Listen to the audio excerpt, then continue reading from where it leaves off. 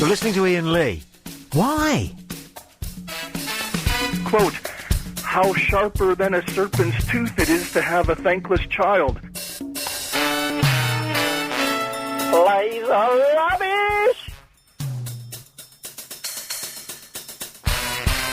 Hello, you. And hello, you indeed, as we celebrate God's gift to us. A massive stroke back in... Oh, there's the news. Well, that wasn't what I was talking about, but yes, in many ways the news is God's massive gift to us. Chamomile tea. Sweet God. Tan. There we go. Oh, let me just do this.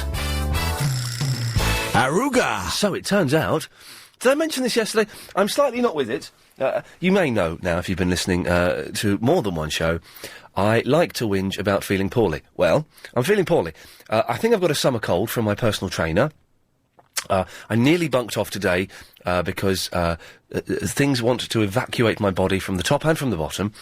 And also, I've combined with that, I'm still giving up caffeine, and I feel like crap. But never mind. But did I mention, Chris, did I mention yesterday that, you know David Hasselhoff is supposed to be doing a pantomime? Yeah. He's pulled out of doing the pantomime for whatever reason, I don't know what, and he's being replaced by Henry Winkler the Fonz. Did I mention that? Yes, you did, actually. Okay, well, fine. Well, that's the show off to a very... Did I mention that, Anthony? No. Ah. How are you, Ian? I'm all right. I may have to rush off to go to the lavatory. What now? Well... I'll put us on line 3 or something, You're the only caller I've got. So far? Well, yeah. Oh, hang on a second. This could be promising. Who's calling? Line 2, you're on the wireless.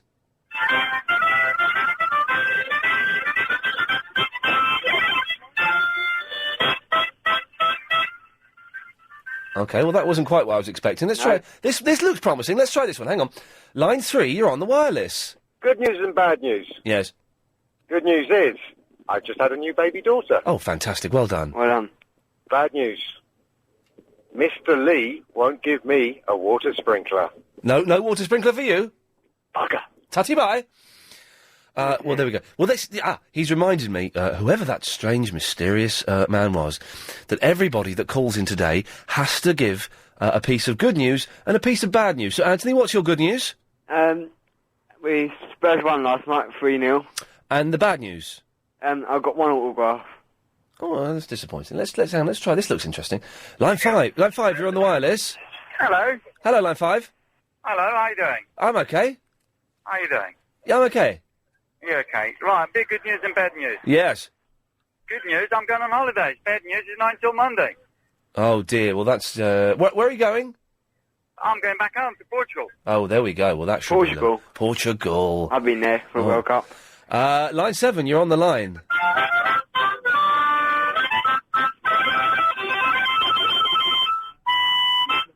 Don't like him. Yeah, it's that again. I think that's what they call a mouth organ. Yeah, I've got one. Oh, yeah? Go and play it. It's at my mum's house. Oh. I'll get it for tomorrow's show. If you could, that would be brilliant. Oh, yeah, because it's Music Thursday. That'd be nice.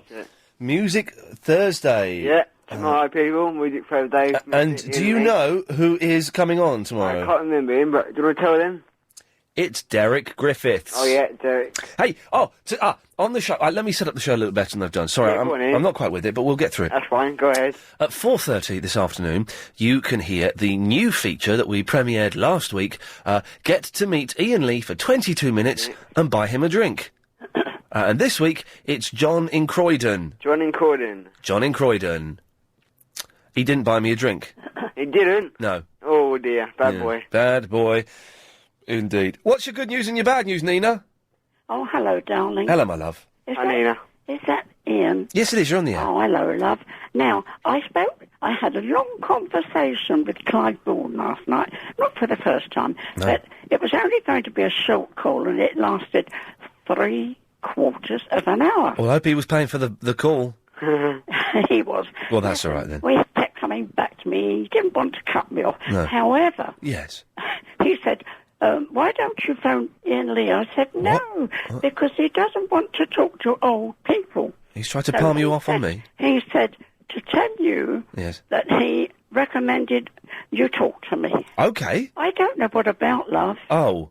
You don't want to talk to old No, people. listen, no, Chris, we need to stop that trail going out where I was saying old people are banned. Because, no, I'll tell you why. I am desperate for anyone to listen to me, Nina. The listening figures come out next week, and if I don't show a marked improvement, pack up your troubles in your old kit bag and smile, smile, smile. So, Ian, Yes, Nina. I am your any old port in a storm. Well, that's hang on, that's a Mucky reference, isn't it? I shan't be docking my tug. Let's stop. Stop there. Stop there. For goodness sakes. No further. All above the waistline, please, if we could. Well, Nina, okay, what we're asking all of the callers to do today is... by the way, isn't Clive Bull excellent? Absolutely wonderful. He's the best on this station by... Brilliant, and listen to I think so. Definitely. I think so. Who's the worst on the station, Nina? Who's the worst on the station? Well, I'm not keen on James O'Brien. I'm Okay. not keen on James. Okay, that's fine, you can be I'm not honest with going me. to say he's the worst. No. Who's your best? Who's the best? It's got to be Clive Bull, It's darling. gotta I'm be. Sorry. You see, you won't talk to me, so I can't say No. you're the best. No, Clive Bull is the best, without a shadow of a doubt. Comedy station. I think so. Yes, but I'm going to lift the ban on elderly people because I am desperate for listeners. And, you know, there's something about the older woman, not as old as you, Nina, that would be silly, but there's something about the older woman that just is so gosh darn sexy. But, I wish. cough it up, it might be a gold watch. Now, I wish. now, Nina, we're asking everyone that calls in to deliver some good news and And some bad news. bad news. What's your good news? But not too bad that we all start crying. Oh, me. Yes, Nina. Is that you, Nina? It's me. Then it's you I'm talking to, yes. Yes. Yes. I've got to give you some good news And some bad news, yes. and some bad news. It's the only requirement for coming on the show today is good news and bad All news. right, let's find some good news. Okay, I'll give you... For example, some good news for me is that... You're giving up coffee. The what? You're giving up coffee. Well, no, that's the bad news. The bad news is I've given up coffee. The good news is my car is back from the garage and the guy said there's nothing wrong with it, so it didn't cost me anything. We're good. Good. Good. Your turn, Nina. Oh, my turn. Oh, dear, I'm listening to you so intently. Well, the good news is that today, I've only ever called you once before, my darling. Yes. And I had a contretemps with a nasty person, and Oh, no. she should be banned and not me. But never mind, that's another Are you story. talking about Lynn from Forest Gate? You see, I didn't say that, did I? No. Listen, it was awful, my love. I was having a nice conversation with a lovely lady. Sheila from Cockfosters, if I remember correctly. Yeah, I forget. Such a nice conversation. Yes. And then we had this abusive caller, call. and it was awful. Awful. It was awful. Awful. Now, the good news would be, Yes. for me, Yes. for her to be banned. I'm sorry. No, hang on a minute. No. No one get banned. She would no. Listen, I'm not banning anybody again unless they use abusive swear words. I or, bended. Like, even Ben's ban has been lifted now, Anthony. Oh, is he? Even Isabella, who I don't like, her ban's been lifted. Oh, no, don't ban Isabella. Oh, she's horrible. Isabella from Battersea. That's the one. She's a horrible woman. But the ban has been lifted. Oh, that's all right, Yeah. Clive likes her. Yeah, I know. I like her. Well, yes, that again, but she doesn't ask you personal, impolite questions that are rude Oh, really? and have no bearing being asked on a radio station. Well, But it's by the by, the ban is lifted, Nina. Oh, that's good. That's all good. So try and give me some good news, Nina, that is actually... Well, something good that's happened to you in the last couple of days. Something good. Well, I've been stuck indoors in front of an electric fan. Well, that don't sound bad. I'd rather be doing that than coming out to work today. I got stuck on the Strand today in my car. Blimey, O'Reilly, it was awful. Okay, so that's your good news. And what's the bad news, Nina? What's the bad news? Yeah. The bad news, of course, I'm a person, although I'm old, I go out every single day. I walk in the parks Yes. a lot, Yes. as much as I can. I Okay. love the parks. I course. love Richmond. I love the river. Yes. I love to be out. But it's extremely bad news, Ian, Yes. for me to be marooned Marooned. in my house. Yes. I wish you were here with me. Excuse me? Have a bit of fun. We could have... Couldn't we? We certainly could. A laugh and a joke. Cup of tea. Cup of tea. Oh, Of I'm not. course a cup I'm of not drinking tea. You're not? No. Why? Well, I've given up caffeine. Oh, what? What'd you What drink else now, are you Ian? going to give up? You've given up meat and Coronation stuff Street. like that. Booze, Coronation Street, yes. Yeah. Giving it up. Hey, Nina, listen, stay there. I think we've got someone who might want to have a word with you in a minute. Stay there. I've got to go to the LBC 97.3 Travel Centre and get the latest on the roads and the trains from our very own Alan Joyce. Thanks, Ian. The latest then from the LBC 97.3 Travel Centre, and the M1 is crawling away from town with a broken down lorry in the roadworks section at Junction 8 for Hemel, causing queues back towards the M10 interchange at Junction 7. Thank you very much for your updates on the jam line. 08000 68 60 80 is the number, and it's very busy heading into town as well from Junction 11 at Dunstable down towards 9 at Redbourne. A13 very heavy heading away from town with an accident taking it down to one lane at the Ripple Road junction. The queues go back towards Woolwich Manor Way, and the North Circular now struggling southbound from Ilford as well. The roundway in Tottenham closed between Great Cambridge Road and Lordship Lane with an accident from this morning, and a broken down bus on Oxford Street causing eastbound queues just outside Selfridges. Traffic is managing to get past quite easily enough though so far. On the trains, C2C have delays between Fenchurch Street and Shoeburyness with an incident at Leon C, up to 50 minutes worth of delays there. And on the tubes there are delays clockwise on the Circle Line. Your next update in half an hour, LBC 97.3 Travel with Confused.com. When it comes to car insurance, we'll do the legwork for you. I'm Gary King. Love quizzes? Don't miss the big quiz tonight from 7. London's LBC 97.3. Extra large, extra sweet cherries, hand-picked fresh from the tree. And when you spend over £35 on food or wine this Thursday, Friday or Saturday, you'll receive a punnet of cherries absolutely free. This is not just food. This is M&S food. See in-store for details, selected stores only, subject to availability, 650-gram punnet only. It all adds up this week with Abby and London's LBC 97.3. I'm Nick Ferrari, and all this week I'll be asking you some highly interesting questions. Get one right and you'll win a prize. Get more than one and the prize grows.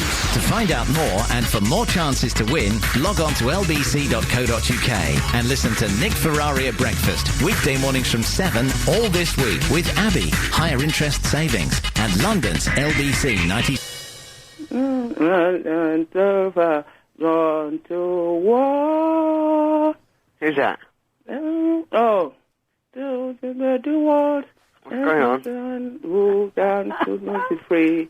What to do with until too late to find a cure for what? Body gone to war, but we don't know what we are fighting for. Fighting for. To me, it's a worthy cause. No cause could be so worthy. Oh, it's too much, Ian. Oh, dear. Oh, yes. Now, Ian. Nina. Don't do that to me again. It was a cruel trick. Was that you, Ian? Yeah, it was me singing, yeah. Oh, I thought it was a female singing. Oh, dear. No, it was Lynn in Forestgate, but she's gone now. But someone's come to speak to you. Nina, say hello to Betty. Hello, Betty. Lena, my darling, I'm jealous of you.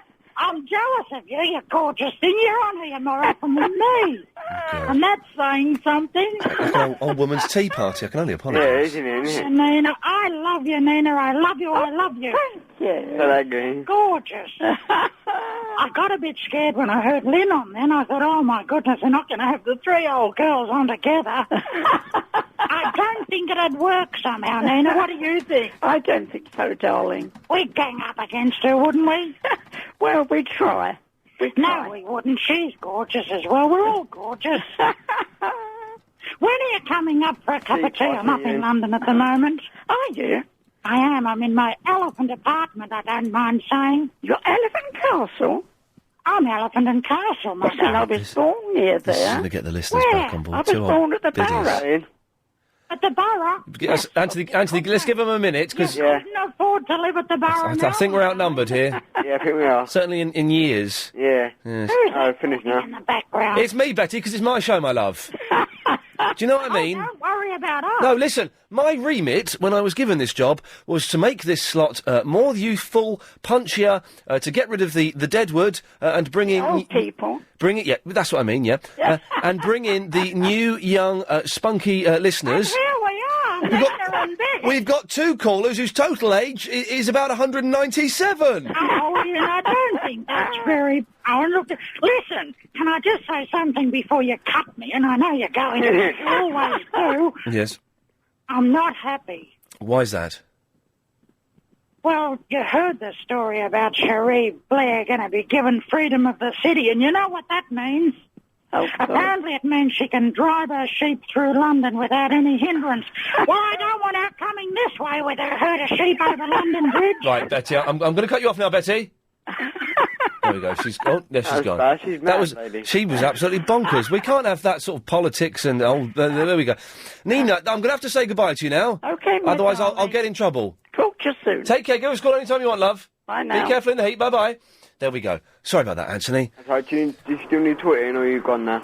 Well, no, I haven't gone, but I'm just saying it could happen at any moment. Do you want to go and ask bits about live air calls, or...? Well, I'll stay here, but if you want to say hello to Simon, you're more than welcome to. Alright, then.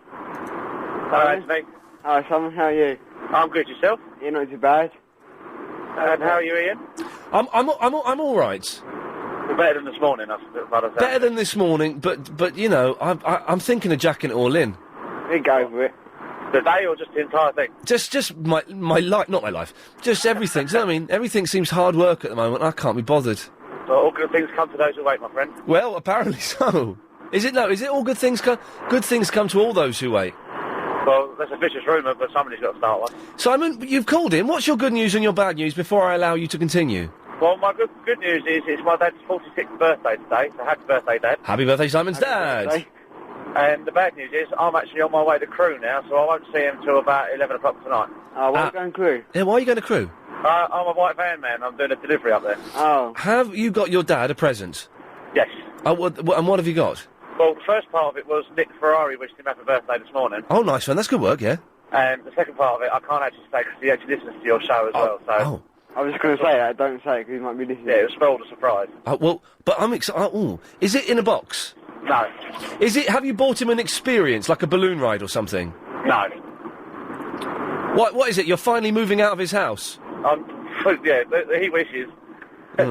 Well, Simon, I'm intrigued. I'm sure that at least 3 other people must be. Can you give me a call tomorrow and let me know what it was? Yes, I can do. Good lad. Well, have a lovely day. By the way... Oh, yeah, there was something else, wasn't there? Yes. Yeah, Slush Puppy. Hey!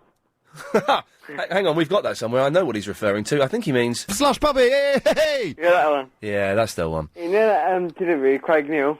Oh, yeah? I investigated, and somehow they sent it to the wrong address.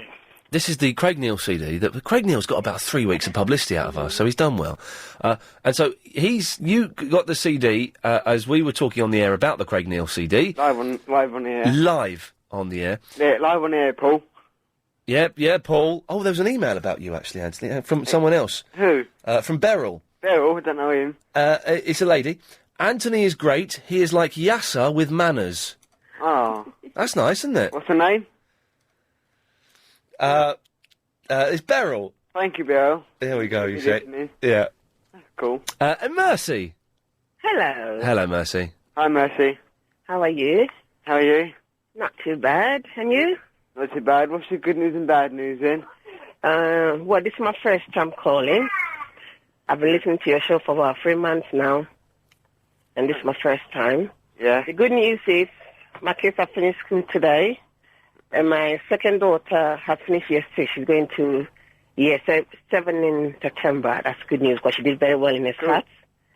And the bad news is all of them are coming home to sit at home for 6 weeks. They're going to eat everything. Oh. In the fridge. Better go shopping. Yeah, that's my bad news. Sorry, Ian. Get more money. It's going to cost you an absolute fortune, Mercy. I know, for kids. Do they eat a lot of food, or...? They're kids, do. Anthony, and kids eat food. Yeah, they like do. me. Yeah, they do a lot. The moment they wake up and before they go to bed. Hey, Mercy, can I ask you a question? Do you work? I work, yeah. I do work, but I'm going on career break for a couple of years. Permanent break? You know, Wow. career break. Oh, For okay. A couple of years, yeah. That's all right, isn't it? Where are you off to? Nowhere. Just to look after the little ones. I've got a little baby who's just 10 Oh, one. Chris, can I take a break for a couple of years? Is that possible at all? You're not allowed. Okay. You can Now- win lottery, then you can't you? Well, Mercy, listen to this. Chris and I are thinking of becoming first aiders. What? Ooh. Because we've heard a rumour, and I don't know if this is true, we've heard a rumour that if you're a first aider, you get paid a little bit more money. Oh. Yeah, it's true. Is it really true? Yeah, where I work, those people who do first aider, that's what I'm told, but I'm not a first aider because I can't stand blood and all. Oh, I can't stand blood either, but I can get around that. How much? How much extra do you think I get paid? I don't know. Let me think. It depends on your company. Oh, they're rubbish. Anthony's thinking. Anthony, how much do you reckon we get paid? £100? The thing is, I don't like blood. I don't like touching people. I don't like sick people. I don't like situations that make me stressful. I don't like tension or anything like that. So not the best person to be the first aider. But if there's money involved, I'm well up for going on that course. Well, it's a good idea if you can't stand all that stuff, but I'm not a person who can stand blood and all that. I'm a bit scared. The thing is, though, in all honesty, when has a first aider ever had to do anything more than go, oh yeah, the box over there if you want a plaster? That's all they do, isn't it? That's what they do. Yeah, if you want a plaster, green box is over there by the sink. Yeah. Now, a first aider has never had to go, hang on a second, quick, someone help me hold this leg on.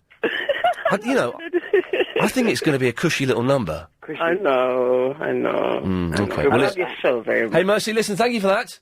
Thank you very, very much. There you go, lovely lady. I think it's a good idea, Anthony, becoming a first aider, getting a few extra quid. Yeah, I can't believe that, and if anyone can prove me wrong, 0870 90 90 973, thank you, has a first aider ever had to do little more than point to the direction of the sink or the bathroom and go, you know you want a plaster? They're in there. We've got two types, waterproof and the other ones, although I'll just go for the waterproof, are we? We'd like to do it, Ian.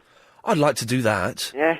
And it'll also be good as well, just in case someone did injure themselves a little bit more. Yeah, someone can replace you in the show, like. Well, exactly. I can go, I've got to go. There's a first aid emergency, and I need to sort it out. Yeah. Anthony, speak to you after this. Okay. Listen, what's your good news, what's your bad news? Well, I'm sorry to hear you're not feeling yourself again today. So what's wrong today? You said you're not well again. Well, this whole coming off the caffeine thing isn't doing me great. And I think I picked a bug up from my trainer, because I've got... I nearly puked up this morning.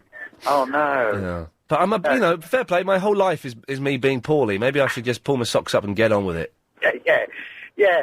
Well, the good news is... Yes? Well, I had a bit of a dilemma the other day, because I was a bit the opposite to you, really. I thought I was bigger than I was. Right. So that was the bad news, because I quite like the height I am. And Jonathan, we'll find out the good news after this. On FM. On DAB.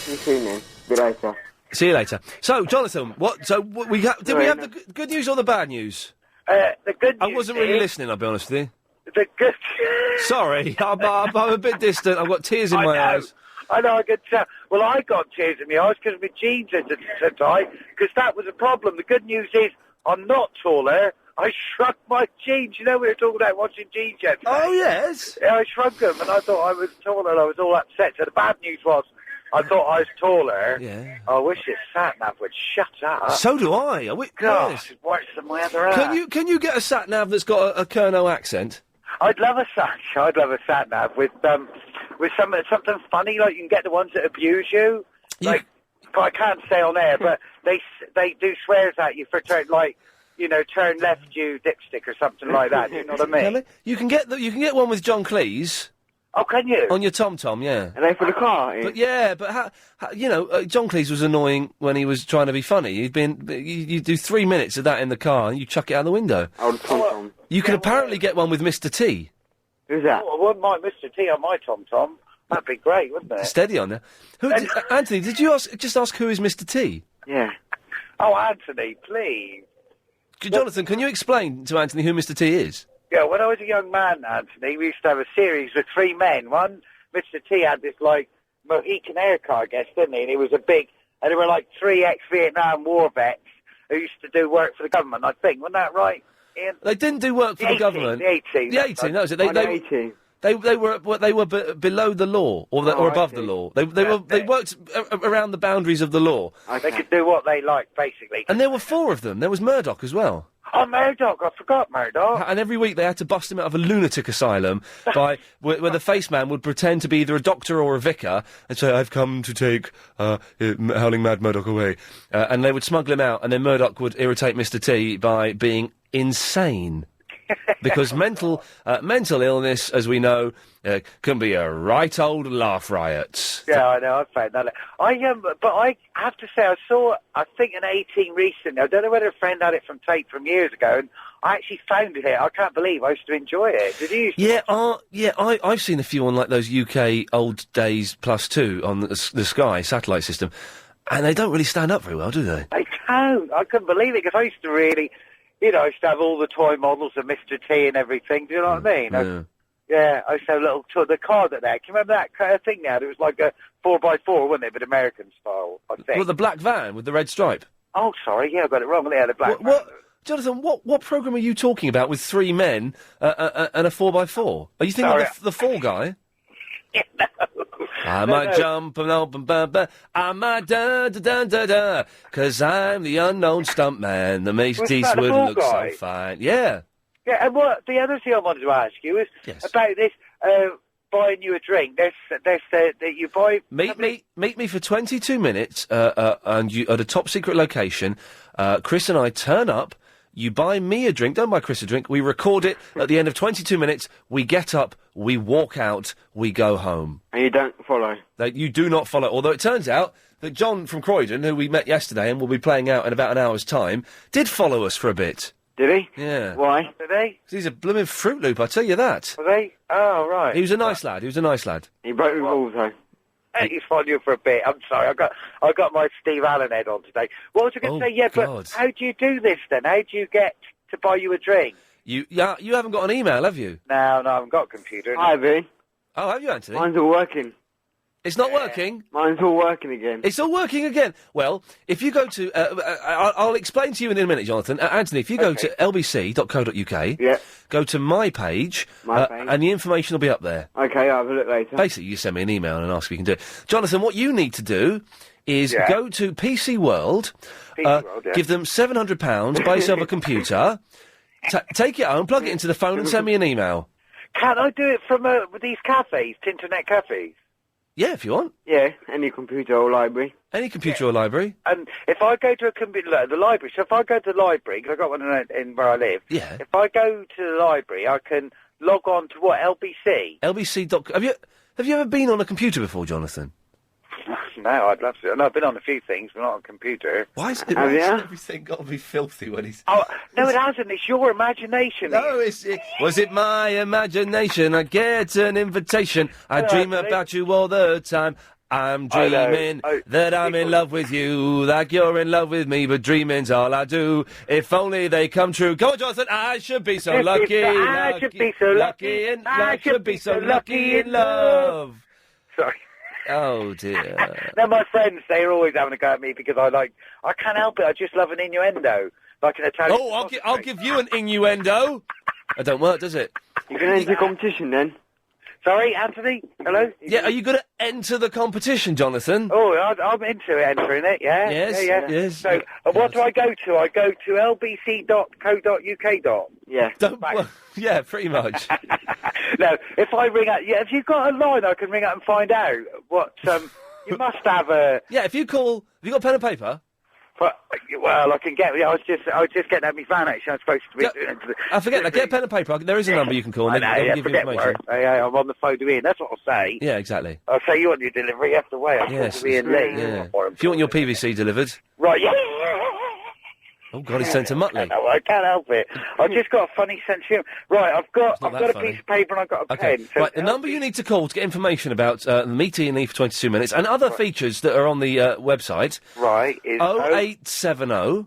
0870... 90... 90... 90... 973. 973, thank you, Anthony, yes. Call them, and they can give you the information you need. Yeah, because I just called them. That's you, isn't it? Well done, Jonathan. What do you need to know? Well, how do I log on? What do I... If I go to... Look, I'll go to Tinternet Cafe because I know the man that works in there. And I say to him, I need to log on to a website. One second, Jonathan, one second. I need to speak to Chris.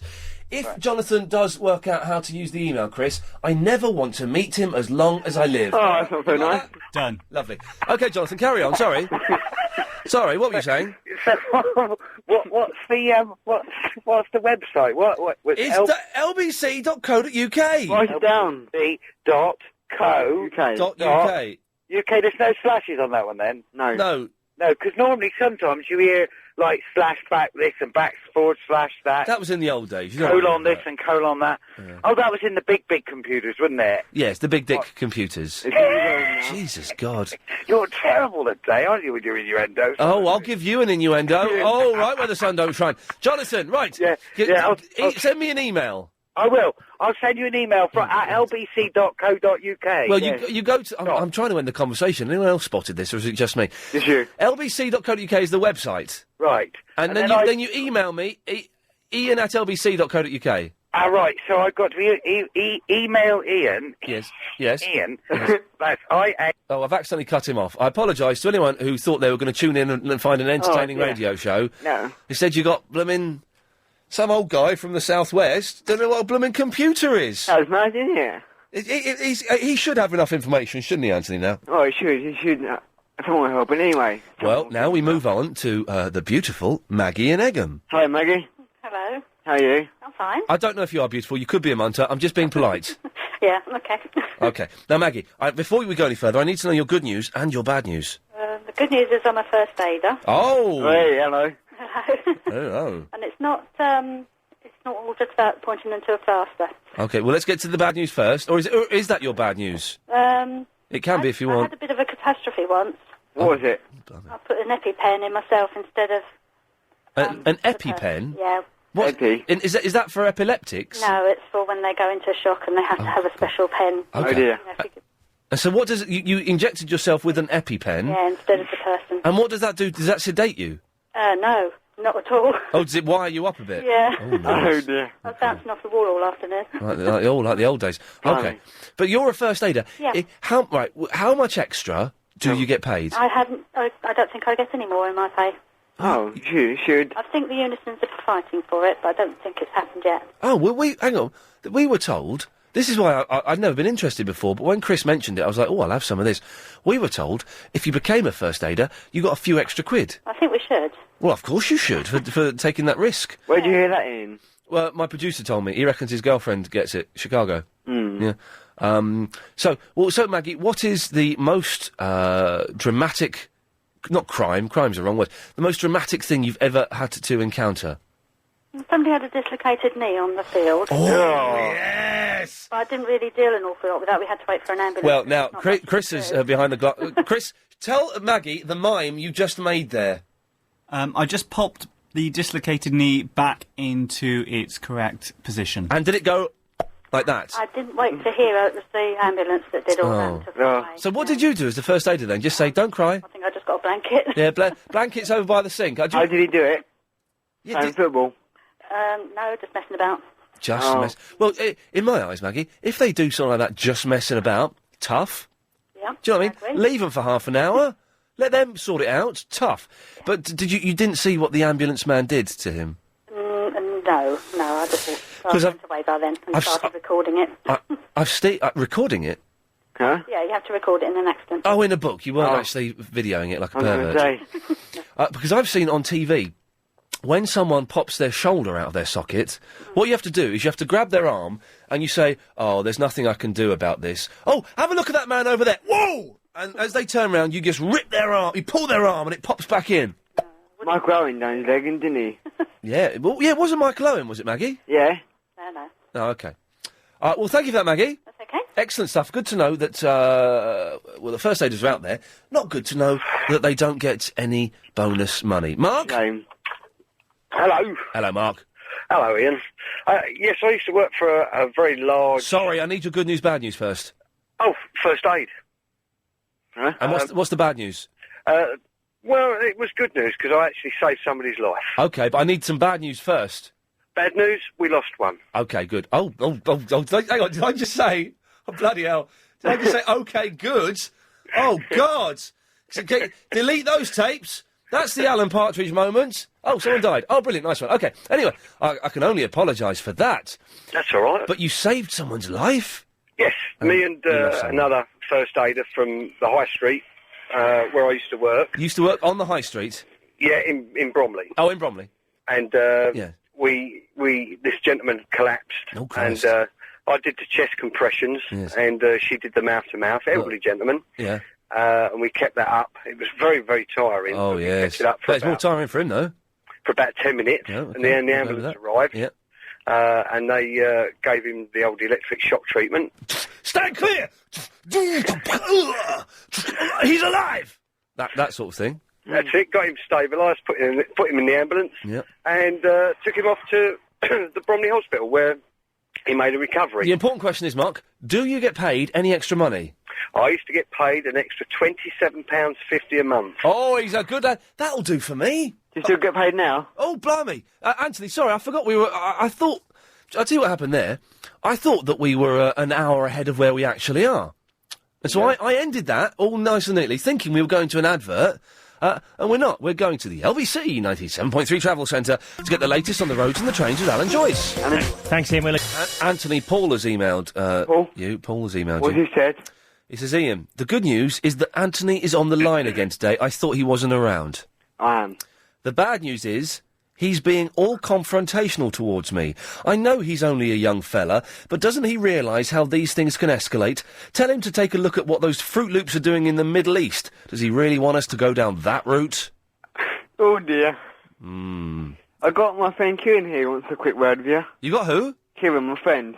Kevin? Kieran, his name is. Kieran, all right, okay. You want to speak to him? Is he a ventriloquist dummy? Find out. Here he is. Good afternoon. Good afternoon, Kieran. How are you, sir? I'm very well. Are you a ventriloquist dummy being operated by Anthony? Something like that. He's very intelligent, actually, Anthony. Okay. And he only gets let out so often. Okay. Have you broken into Anthony's house and are you forcing him against his will to... I've actually tied him up and put him in a cupboard under the stairs. Wow, blimey. Yeah, it takes some doing, but... It does take some doing. I think that most of London would agree it needs doing. Can I speak to Anthony again? Yeah, I'll pass you back to him. Wait a minute, let me just unlock him. Hello? Anthony? Yeah? Do you want me to call the police? No. Listen, if you want me to call the police, cough twice. If you don't want me to call the police, remain silent. Okay, you've remained silent, Anthony. I'm going to call the police. I'm going to send them round. We've got your phone number. If we give that to the police, they'll be able to come round and help you, okay? Why? Because Kieran has told us what's going on there, and I don't think you're in a safe situation. Okay. Don't cry, Anthony, don't cry, seriously. I love him. They'll be there. Listen, you haven't got to say... He's a bully. The police will be round there soon, Anthony. Whatever. Okay, yeah, okay, whatever. Whatever indeed. Danny. Hello, Ian. How you doing, mate? Yeah, I'm all right, thank you very much. Good, good. Right, my good news is that I'm on my way home from work. Hey! So, end of the day for me. Bad news is I'm going to the gym on the way. So. That is, yeah, I've done that sometimes after work. Yeah. It's a disappointing... It's good. It's good because it means you do it, you get it out of the way, then you can go home and enjoy your evening. That's right, yeah. But it's the wrong sort of weather to be going to the gym. I'm thinking of, although I've just paid for 10 more sessions with my trainer, I'm thinking of jacking it in. Oh, don't do that. Oh, okay, fine. You taught me around. Nice. In that case, you're on. What I was wondering, one of your callers earlier on said that Unison are trying to get first aiders paid. Shut the door, is that? Brenda, shut the door, love. Oh. Hello? Shut the door, love. Thank you. Carry on, Danny. Yeah, and what I was wondering was, do you think hospitals and doctors and nurses have first aiders? Oh, that's a good question you've thrown up there. Ah. Who would be in charge of the first aid in the hospital or the health? Well, I don't know. Because surely everyone's qualified to sort everyone else out. Yeah, well, I've been to hospital, mate. I'm not sure if they are qualified. Know what I'm saying? Yeah, I know what you mean. Yeah, there's a good one. If we can get... Chavy Vicky's a nurse, isn't she? She can call him. Ah, yes. A, we get to hear a sexy voice. And B, bummer, did you say? No, I said, uh-huh. Oh, I thought you said bummer. You can't go around bandying accusations like that. And B, we'll get to find out if that's... I would like to finalise once and for all whether you get a few extra quid for doing this. That's all you're going to do it for, really, isn't it? You're not going to do it for the love of it. Oh, no way, screw that. Unless you're some sort of sadist. Yeah, exactly. I don't want to kiss a dying man, do you know what I mean? I'm not a pervert. Doesn't do it for me. No. Well, I've dressed a few, but there you go. Oh, Christ. Danny, thank you for that, mate. We'll find out. 0870 90 90 973 is the phone number. Brenda. Oh, good afternoon, Ian. Good afternoon, Brenda. This is Brenda from the Putneys. Lovely. Oh, the Putneys. The bad news. Yes. It's very hot, too hot. Oh, I'm bored of this heat now. Oh, and me. Can we go back to it being slightly grey and cold and rainy? Well, you know, I always prefer that weather anyway. I do. I prefer it being cold. Everyone says, oh, you wouldn't like it if it was freezing cold. Yes, I would. Yeah, and me. I prefer if it's got... Well, that's something you and I got in common then, Ian. That's Yes. something. Well, At that's last something. we've That- come to something. We've agreed on one thing. And the good thing is, Yes. I'm drinking a really nice cup of tea, Earl Grey tea, with a nice custard cream biscuit. Oh, I'm not a fan of Earl Grey, but a custard cream would certainly go down a treat. Earl Grey is the best tea. No, it's not. It's horrible. Oh, it is. No. The best tea is just like your bog standard PG Tips. Well, you know, that's all right for the common riffraff. Oh, excuse me, you cheeky mare. All right, a nice cup of English breakfast. Oh, well, no, I only drink Earl Grey. Do you put milk in it? Yes. Oh, and you call me common. Shame on you. Shame on you. Brenda, Well, I'll run up, Ian, because I'm a little bit worried about you. Okay, uh-oh. You seem to have a bit of a chest, a bad chest. Yeah. Yeah? Right, I'm recommending something to you to take. Okay. Right? I can hardly hear you, Ian. So I'm talking really quietly, nowhere near the microphone, that's why. Oh, I'm on my mobile phone, Ian, and, you know, it really does sing you to talk up a little bit louder. Right? Oh, is that better? Not really, no. Is that better? A little bit better. Blimey, what's going on? Right, Okay. I'm going to recommend you... Make sure, have you got the phone? Because sometimes with mobile phones, people don't do this. Look at the earpiece on the phone and make sure it's right by your ear. The earpiece has to be by the ear. The mouthpiece doesn't need to be near the mouth. Right, okay, I can hear you perfectly now, Ian. Are you taking the mic?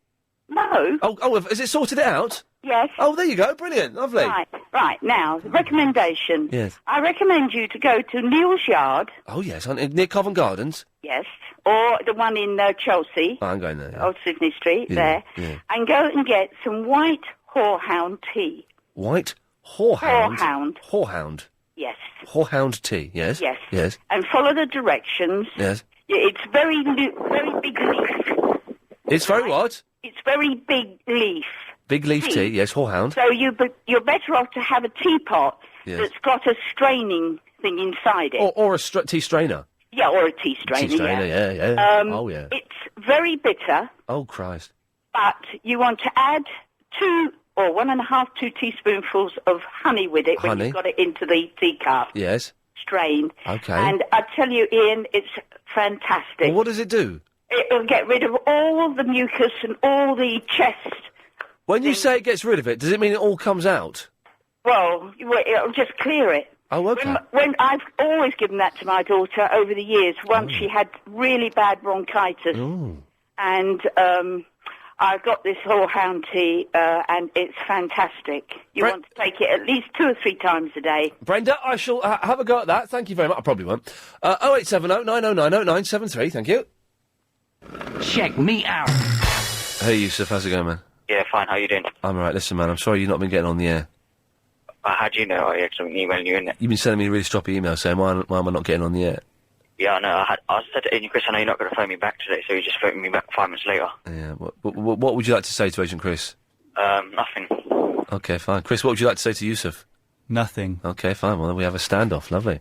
Okay, yeah. So you're on the air, Yusuf. Don't muff it up. What have you got? Oh, good news, bad news first. Okay, good news is that Agent Chris phoned me back. Good, excellent news, yeah. Bad news is For that some. I nearly beat someone up on the train. Let's not go any further into that. He tried to rob me. Oh, okay. Well, there we go. There's a story. Yes. Anyway, that's what I wanted to say, really. Oh, that was it, was it? Yeah, actually, I was in Croydon today, yeah. I think I see why Chris doesn't phone you back. I got a headache. I just woke up. Woke up. Sorry? I just woke up. Okay. And I was in Croydon earlier and I met with my mates. Right. And there's all Vicky's fellow chavs all walking around next to you here. My mate said to tell you that. Okay, nice one. Okay. Well, Yusuf, I'll speak to you in 2 or 3 months. Okay. Cheers, lad. Bye-bye. Bye-bye. Longer would be better. There we go, Nick. Chav, he sounded like a chav, though, didn't he? Well, I can see... Chris... I should have said that, maybe. Chris has made good decision in not calling that young gentleman back, because he's bobbins. Absolutely bobbins. Anyway, Nick... Good news, bad news. Yes, sir. I bought myself a new pair of sunglasses, and do you know what? Yeah. Really make me look good. Oh, righty. What sort of sunglasses have you got? Hang on a minute. I'll have a look. They're in my bag. Hang on. Oh, nice to say about your girlfriend. Hang on, I can't hear you. I've not got my headphones on. I won't. These really look good on me, they do. They're the police ones. You should see them, they look lovely. Right, okay. Go on. Hang on, I'll put my headphones on now so I can hear you. Right. You can't put your glasses on your headphones on, can you? The glasses I've got are, I don't know, they're well expensive, but it doesn't say... Oh, they're Persol. Persol? Yeah. That dirt is good with them, isn't it? The what? Dirt is good with Persol, isn't it? Yeah, we go. No, not Persil. Persol, you idiot. Persol? Persol. I've never heard of Persol before. Well, they cost 106 quid, so they're good ones. I'm going to have to look on the internet with those ones. Yeah, have a look, because they're the best sunglasses you can get, mate. What rubbish ones did you get? Police. Oh, they're good as well, actually. Yeah, they're all right. Yeah, they're all right. Look, the reason I rang... Oh, yes, right, there is a point to this. there's a point to me talking to you. Yes. I fancy No. I do fancy Edwina, but I think it would really be good if she'd done the talk over for the tom-tom. Like, turn left. Would you not think so? I think it would be very calming and very sexy, and it would work perfectly, yes. So is there any chance she could ring in and just say, like, turn right and turn left and forward? Okay, well, Edwina, if you're listening, if you could phone up and give us some directions, we can use that and we can make our very own tom-tom, Edwina tom-tom. Edwina tom-tom? Edwina tom-tom, and we could use that. And also, have you not thought about being a fire marshal? Because if you do fire marshal and first aider, you get a fluorescent top and you get more money, double bubble. Oh, now, Helen behind the glass, who's bunking off for a week, she's fire marshal. Fire marshal, thank you. You don't get any extra money for that? You do. Do you? Well, my wife's a fire marshal and she gets more money for it. Are you going to go and see Fonzie in pantomime? Sorry, matey? Are you going to go and see Fonzie in pantomime? Do you know what? You said that yesterday, and I really fancy him, because Hasselhoff, for me, is... He shaves his chest. I don't like all that. Oh, he's an idiot. Anyway, he's an idiot. Anyone that shaves their chest, like my mate Rob, forget it, all right? But at the end of the day, I think I'm up for... Fonzie. Nick, stay there. Edwina, very quickly, say at the second junction, turn left. At the second junction, turn left. Does that work for you, Nick? Oh. Good lad, here's the news.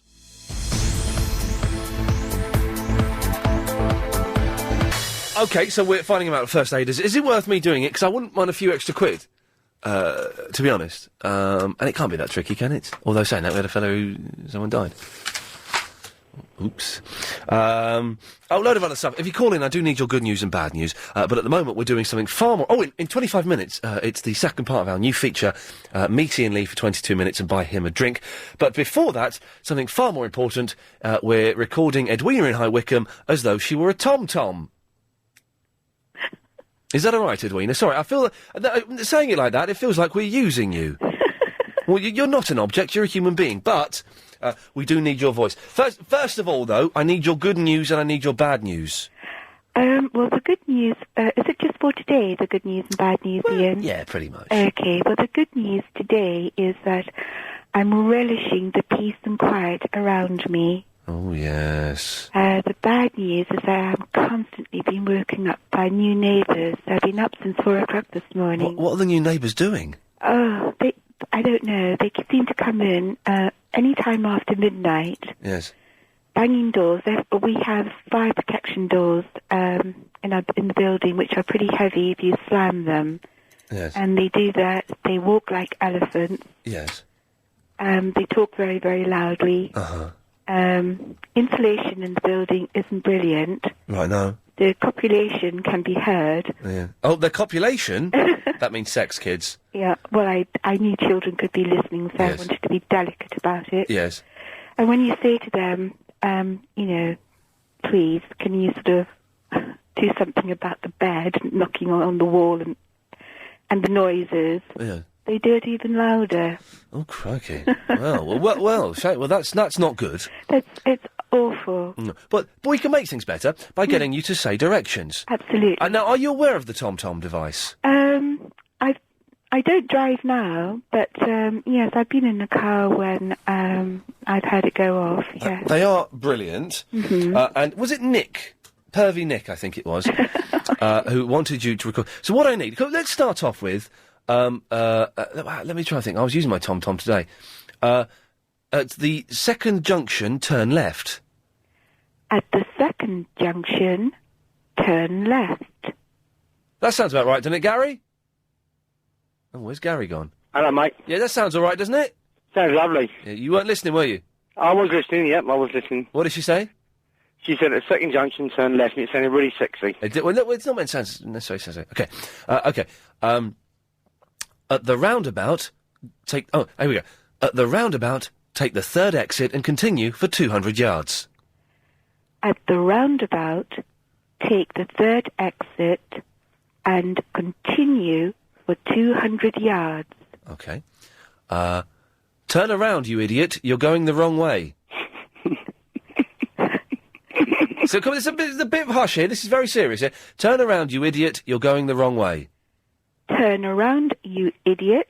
You're going the wrong way. Okay. And finally, you have reached your final destination. Get out. You have reached your final destination. Get out. I'll buy that for a pound of eggs. That sounded all right, Edwin. Seriously, man, have you ever thought of getting into the voiceover business? No, I'm not that brilliant. Oh, you don't need... Hey, listen, I do it. You don't need to be brilliant. You just need to be able to read. Oh, really? Big bucks. Big bucks.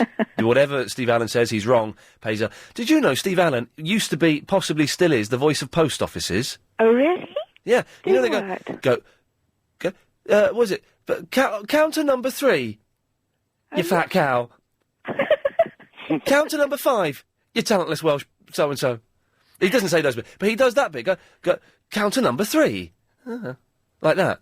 Oh, right. Apparently so. I don't know if he still is. If anyone could let me know. But I know he was a long time ago when I was a little boy. So maybe he still is. Who knows?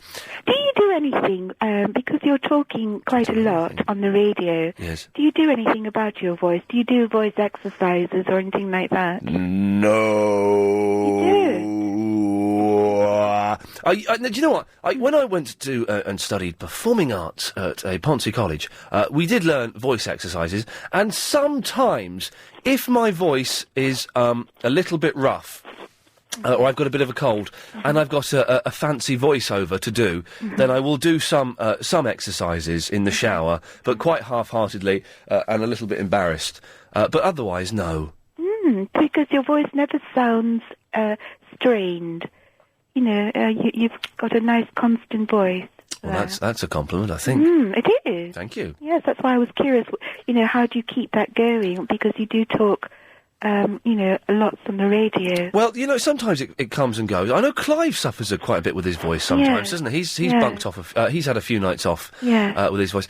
It comes and goes, but, you know, I don't drink, I don't smoke. So I don't inject myself in my throat anymore. So that's all good. You know, I'm doing all the good things. Edwina, thank you very much for that. Thank you, Ian. Lovely to talk to you as always. Gary. Hello, mate. Hello, mate. Doesn't she sound eloquent, doesn't she? She sounds eloquent, yeah. Very, very eloquent. Very eloquent. Well, good and bad news, and I can bring up this thing about first aid as well. Okay, here we go. This is good. The show, I've got to say, Gary, the show today is limping along, and if it were to limp along like this for a few more weeks, it would get put out of its misery with a bullet in its head. But I think that the show today can limp along, and at the end we'll take it to the vets, they'll bandage its foot, and tomorrow it's going to come back fighting when Derek Griffiths is live in the studio. That's by the by. I don't deny that, and I thought that'd be brilliant. Oh, it's going to be good, it's going to be good. Although he's not going to sing, because he's not sung for ages, and he's bottled in. But he's bringing in a CD of stuff, so that'll be good. Well, that'll be different. It'll be different. Anyway, so, good news, bad news? Good news is I'm on a week's holiday. Oh, you jammy so-and-so. Yeah, bad news is I've got an infection in my sternum, so I can't do nothing. Indoors, I can't go fishing, I can't do no housework, I can't do nothing. Where's your sternum? I should know. In the middle of between your chest. There's a bone between your chest. I've just said, where's your sternum? And Chris has pointed to the base of his spine. Well, Idiot. Yeah, you idiot. No, so it's, the sternum's there, is it? Is it the similar to the solar plexus? Solar plexus is just down below on the actual, like the upside down V shape, where the actual breastbone stops and the sternum's just below that. And You really are a first aider, aren't you? You know your stuff. Well, it's the basics. I think anyone knows that. I think. Well, do you know, I only found out where the solar plexus was a couple of years ago, because when I used to read, like, comic books and Doctor Who books and stuff like that, it would always say, oh, he was winded by a punch to the solar plexus. Mm-hmm. And because it's got the word solar in and plexus, I thought it was like some kind of crazy cosmic sort of psychic thing, you know, like your pineal gland or whatever it is, pineal gland. Right. Your third eye. But it's a physical part of the body that... Yeah, I used to do karate and so it's one. Oh, that was it. Yeah, I used to learn karate from a book, and it would talk about solar plexus a lot as well, and I didn't have a clue what it meant. You can certainly put someone out of the ball game just by knocking them down. Can you do the 1-inch punch, Bruce Lee's 1-inch punch? No, not quite. I'm not that experienced with it. Okay. Can you do the ninja death touch? I know a couple of death blows, but not to that degree, no. You know a couple of death blows? Yes. Well, let's not broadcast them on the wireless. No. It's so easy to do, you wouldn't believe it. Oh, whoa, no, a ninja death blow! But Gary, you got 40 seconds. You had another point to make, did you? Sorry? Yeah, well, the first aid part, yeah? Yes. Now, I worked in the bank for years, and they asked for any first aiders who wasn't paid initially. Oh, dear. But they asked for the payment. They give us payment afterwards. Oh. I got £22 a month, but I didn't do it actually for the part. I took it up when we weren't getting paid for it. I wanted to do it for the fact of wanting to do it. Oh, right, yeah. And I managed to save my dad's life after that, learning it. Oh, well, that's pretty amazing. But, that is amazing, and well done. But £22 a month, that's 2 CDs extra a month, isn't it? Well, I used to put it towards me house and all that lot. Your house? Hmm. That's going to take a while, isn't it? If you look... Thanks for that. Let's get the latest on the roads now with Alan Joyce. Well, serious delays over to the west of town. 0870 9090 973. Sam's in the Greenwich. Hello, Sam. You're right, Lee. Yeah? I call you Lee, 'cause I think that's better than Ian. No, you call me Ian. Sorry, Ian. There we go. You know toilet roll? Yes. You know, because today I had, a bad stomach, yeah? Okay, let's be careful where this is going. You had a bit of diarrhea, right? Okay. And you know the end of the toilet roll? That makes it stick on? Yep. So it don't come on loose. What is it? It's glue. Is it glue? What sort of glue? Because I want that sort of glue. What, that sticks the toilet roll to the tube? No, that sticks the toilet roll paper to the paper, so it don't come unloose. What do you mean it sticks the paper to... It's just wrapped up tightly, you idiot. No, it's not. No, look, I've got one here, right? Okay. And it's got at the end of it, it's got a little sort of Yeah, okay. What was that all about, Chris? Let's go to line 2, you're on the wireless.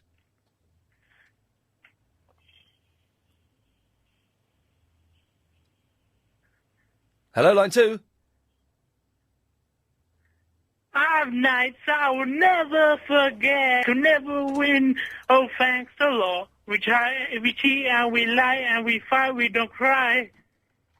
But boys will be boys.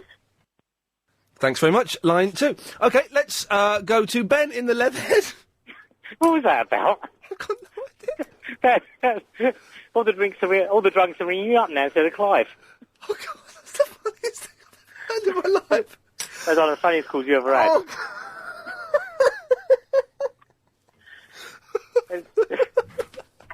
That's the funniest thing I've ever heard in my life. It was funny. Anyway, good news, bad news. Yeah, good news, bad news, yes, please. Right, good news, I won a prize off LBC. Oh, yeah, nice one. What was that? I don't know, I haven't got it yet. I can't seem to get it out of you guys. Oh, is that the bad news? That's the bad news, yeah. Was it on James O'Brien's show? No, it's on Nick Ferris. Oh, well, yes. Trust him, can you? You're on your own now, I'm afraid. Sorry. If it was O'Brien's, we could, we could give a Chinese burn to Maxie Allen. Absolutely right. But, Nick Ferris has sort of got this hybrid take on. Well, he has paedophiles on his show. Do you know what I mean? I can't compete with that. Yeah. Oh, it's horrible, isn't it? Yeah, it's very unpleasant. But brave, excellent broadcasting. Oh, yeah, cutting edge. Cutting edge, I think is the phrase, yes. But still... Last person you had on, you've got to have them back again for another singing song. Oh, well, I've got no idea who it was or what they were doing, but it was very, very entertaining. So you got no idea what it was you won from it. What did you have to do on the Nick Ferris show? No, I won a phone, right? And when I originally rang up to sort of see how long it's going to take, it was about 3 weeks ago, they said, it'd be there by the weekend, never arrived. Yeah. The problem is on Saturday, I'm going on holiday and I'm not going to be back till September. And by the time I get back, the phone would be like old technology, wouldn't it? Would I want it then? Oh, I was you were talking to Clive the other night, weren't you? Yeah, that's right. I was driving through Camden. I don't know if you notice. There's I don't know what street it is. It's a one-way street where Camden splits up, and they've got really bad roadworks there. And there's I've been to Camden. You've never been to Camden? No. Okay. Well, they've got really bad roadworks there, and I was driving past an adult shop on my right, stuck in really bad traffic on these roadworks, and listening to you. Right, but did you buy any adults? No. I didn't have time to get out of my vehicle. But it's just odd that your call had lodged in my consciousness to such a degree that I remember. You're giving out subliminal messages then, wasn't I? I think maybe. Oh no, yes, you were subliminal. So I'm slightly distracted today, just because I'm worried. If I relax too much, Ben. Yeah. I've got a strange stomach at the moment. Oh dear. If I relax, we're all in trouble. Disaster. Oh yeah. dear. Yeah. So I'm. But it's best to do it on radio, not TV. Well, oh God, yes. But terrible, wouldn't it? I had to run off once on TV and puke up. That was unpleasant. But that's by the by. One of the big worries, I'm going to be away for about 6 weeks. Yes. Right, where I'm going has got no broadband. Uh-oh. Right? So I'm going to miss your show for 6 weeks, which I'm really disappointed at. Well, I don't know what to do about it. You could subscribe to the excellent premium podcasts. Yeah, but you need the internet to download it. Well, you can download it when you get back and play catch-up. Yeah, but then I could ring. When I get back in September, I'll ring you up about stuff which is I don't remember that. Well, I tell you what you could do is when you get back in September, Ben, and I'm sure Clive would back me up on this as well. You can come back the day you come back. Phone me up. Go through. Have a big list of all the topics we've done over the last 6 weeks. Give you a little point on them, and do the same with Clive. Okay. I'm up for that, definitely. Oh, I will do that. I'll podcast a lot, and I'll have to listen to it, and then I'll come to this is my interesting part. Come back with a big list of stuff from the last 6 weeks, and just give us your things, and we'll see if we can remember it, or we'll see if it sounds a bit silly 6 weeks later. Yes. I mean, I don't suppose you get any more calls about people claiming that the moon landing never happened, will you? Oh, we had one bloke yesterday. I heard him. He's a bit of an idiot. Wasn't Oh, they're all idiots, that lot. But let's not even mention it, because we will get more calls again. he? You will do, yeah. Hey, Ben, listen, have a lovely time. You too, mate, and I'll speak to you in 6 weeks. Take care, have a good one, there we go. John's in the Croydon. Oh, hello. Oh. Good news and bad news. Yes. Good news is it's my birthday today. All right. And bad news is that apart from the bad news of the fact that I'm now middle-aged and getting old and grumpy and cantankerous Yes. and moaning about the youth of today, It's got lots to say. I'm slightly annoyed with you because you're being mischievous. What? Number one, I did not follow you. This is John, by the way, who we met yesterday Yes. for which we'll play in about 10 minutes or so. You meeting me for 22 minutes and not buying me a drink. Number one, I did not follow you out of the pub. I have reasons to believe you may have done. Well, you're completely wrong, as you know perfectly well. Okay. So I will not tolerate that sort of mischievous naughtiness. Okay. Slap Bearing wrists. in mind the fact that I'm old. Yes. Okay. This is you being cantankerous. Lovely. Yes. Number two, I did not realise until about 3/4 of the way through the meeting that I was ever supposed to buy you a drink in the first place because nobody bothered to tell me beforehand. Well, no, I mentioned it 4 times. I remember you mentioning it about once. Well, you will hear me mentioning it about 4 times, and also because what happened was William from Sutton was supposed to be coming to meet me, and he bottled it at the last minute. Yeah, because he's got a day job as a milkman. Well, that's a morning job, isn't it? Anyway, he bottled it, and he sent you as his backup, and he didn't explain the rules properly. Oh, so it's his fault then? Yes. Well, yes, it's his fault, but partly your fault as well. Well, he never told me that I was supposed to buy you a drink, and anyway, there wasn't really much time during the meeting to do so anyway. It's 22 minutes. Mick managed to buy me a drink last week. Oh, well, but you just suddenly appeared with a microphone and started the conversation anyway, and dragged me out into the outside bit, so I hardly had time to stop at the bar. John, I don't think you could say that we dragged you out. Well, if you've just missed that bit of Iain Lee, you can. The 3.5 hour, 3 till 6:30 Iain Lee Afternoon Wireless Show. OK, you can call 0870 90 90 973 or email iain@lbc.co.uk. And after the news, we'll have the second of our Meet Iain for 22 minutes and buy him a drink.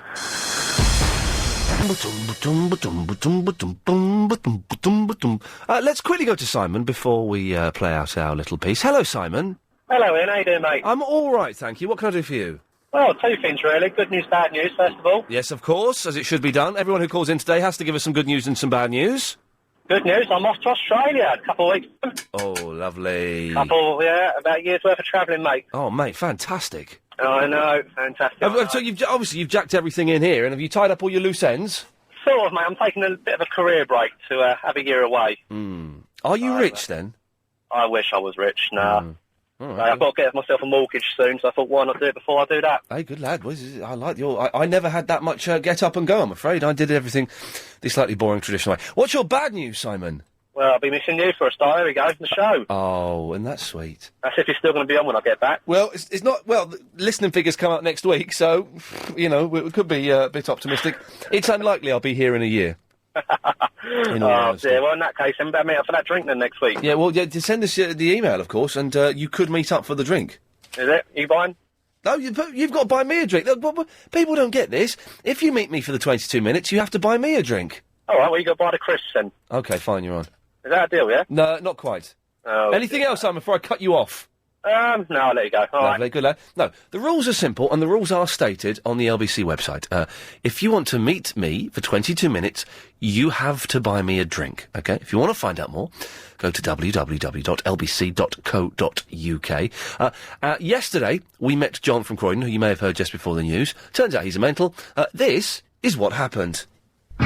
Here we go. This is week 2 of the Meet Iain Lee for 22 minutes only and buy him a drink extravaganza. Once again, we're heading to our top secret location.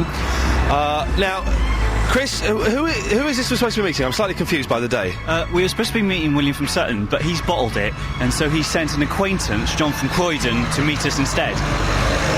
Right. Wait, John, it's not that John from Croydon, is it?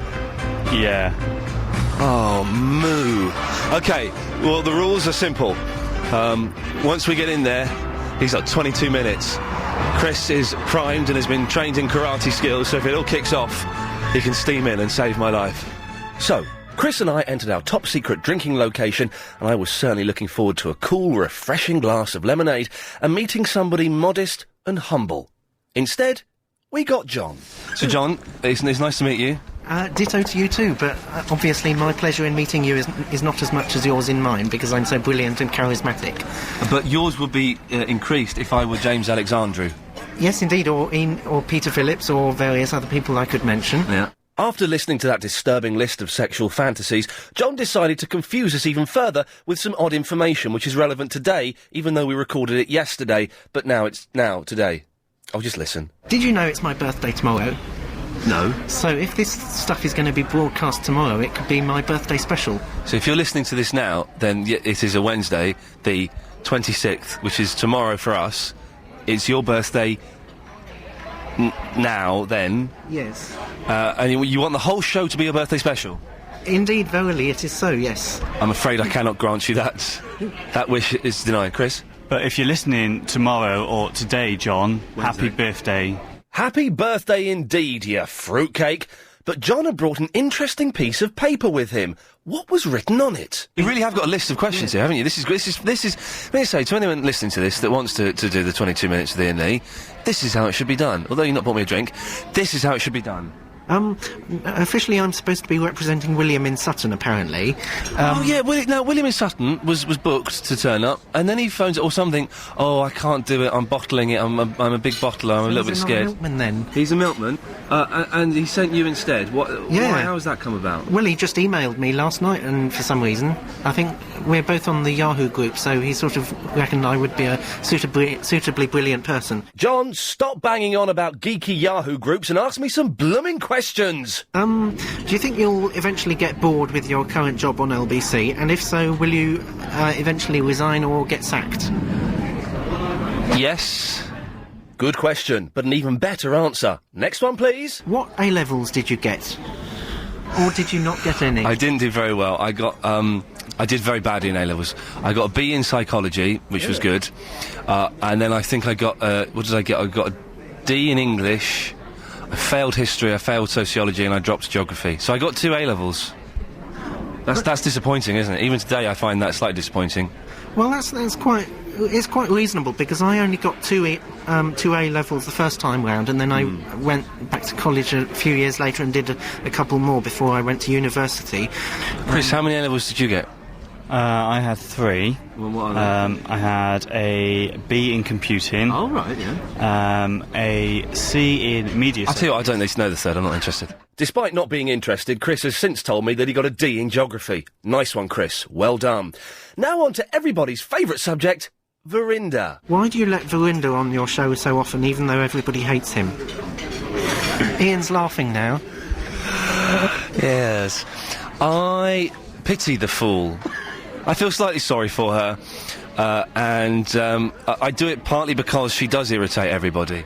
This is the second time we've had this meeting Ian for 22 minutes and buying him a drink, and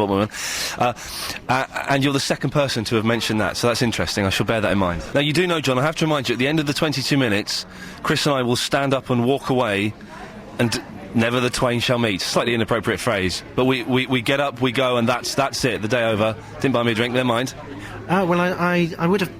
I would have bought you a drink if I'd known that you were going to walk into the pub a minute later or something, but you just appeared as if by magic in a puff of smoke, and... That's how we do things here on LBC 97.3, London's thereof. Yes, for anyone else thinking of taking part in this, it's an important rule. You must buy me a drink. That's the only reason I'm doing it. Oh, and for God's sakes, please don't sing me jingles. I'm not sure if I've run out of questions, actually. Oh. Shall I do a jingle for you to remind people of the phone number? Yes, please.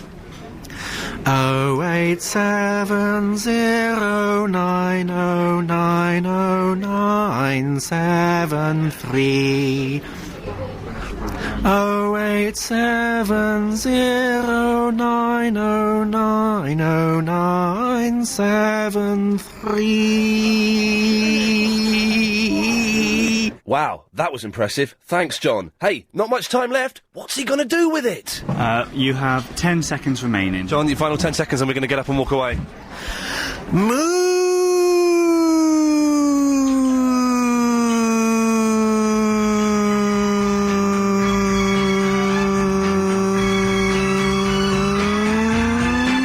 Well, there we go. That was John from the Croydon. Seemed like a nice chap. Wow. Wow. He's older than 38, isn't he? Surely. He's about 55. Well, I'm not a very good judge of age, but yeah, 55 is pretty much it. Anyway, listen, let's get it in the car, drive to... Oh, I've given a clue! And let's go and have a nice cup of chamomile tea.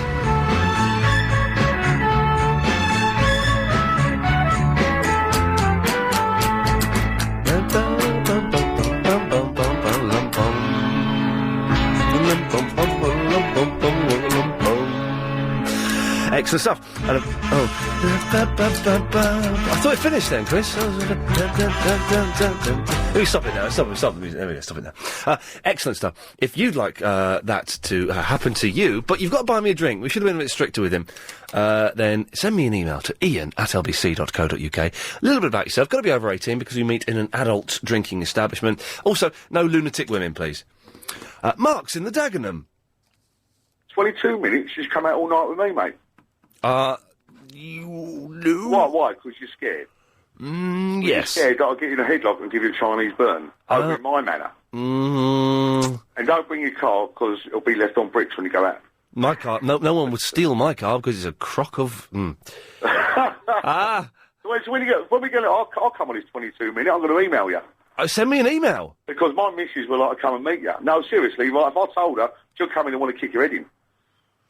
Because you upset her a few months ago. Why did I upset her? Oh, I can't tell you. You'll have to speak to her about it, but she's coming. Oh, your mouth, what woman, you got the kids with the potty mouths. I remember you were the dirty chaps, your kids effing and blinding on the radio. My kids. There are kids. Right, no, anyway, she turned around, because when I spoke to you... Thank God we've run out of time.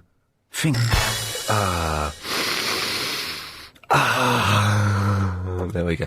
Greeky Lion! Hello, Ian Lee. Hello, London. Hello, the world. How are you? Well, it's pretty much just London, but yes, they're all fine, I think, apart from various parts of it that are at war. But apart from that, yes, good! Very hot, I know. Good glamour! Oh, right, good news. Oh, hang on, I've got something for you. Hang on a minute. I learnt a new Greek phrase last night. Hang on. Hey, let me hear it. Apologies if this is swearing. Okay. Oreo bobo. No, say that again. That's not right, wherever it is. Oreo Popo. Oreo? Oreo. Popo. Popo. The Popo, I don't understand. Oreo means beautiful or nice. And Popo.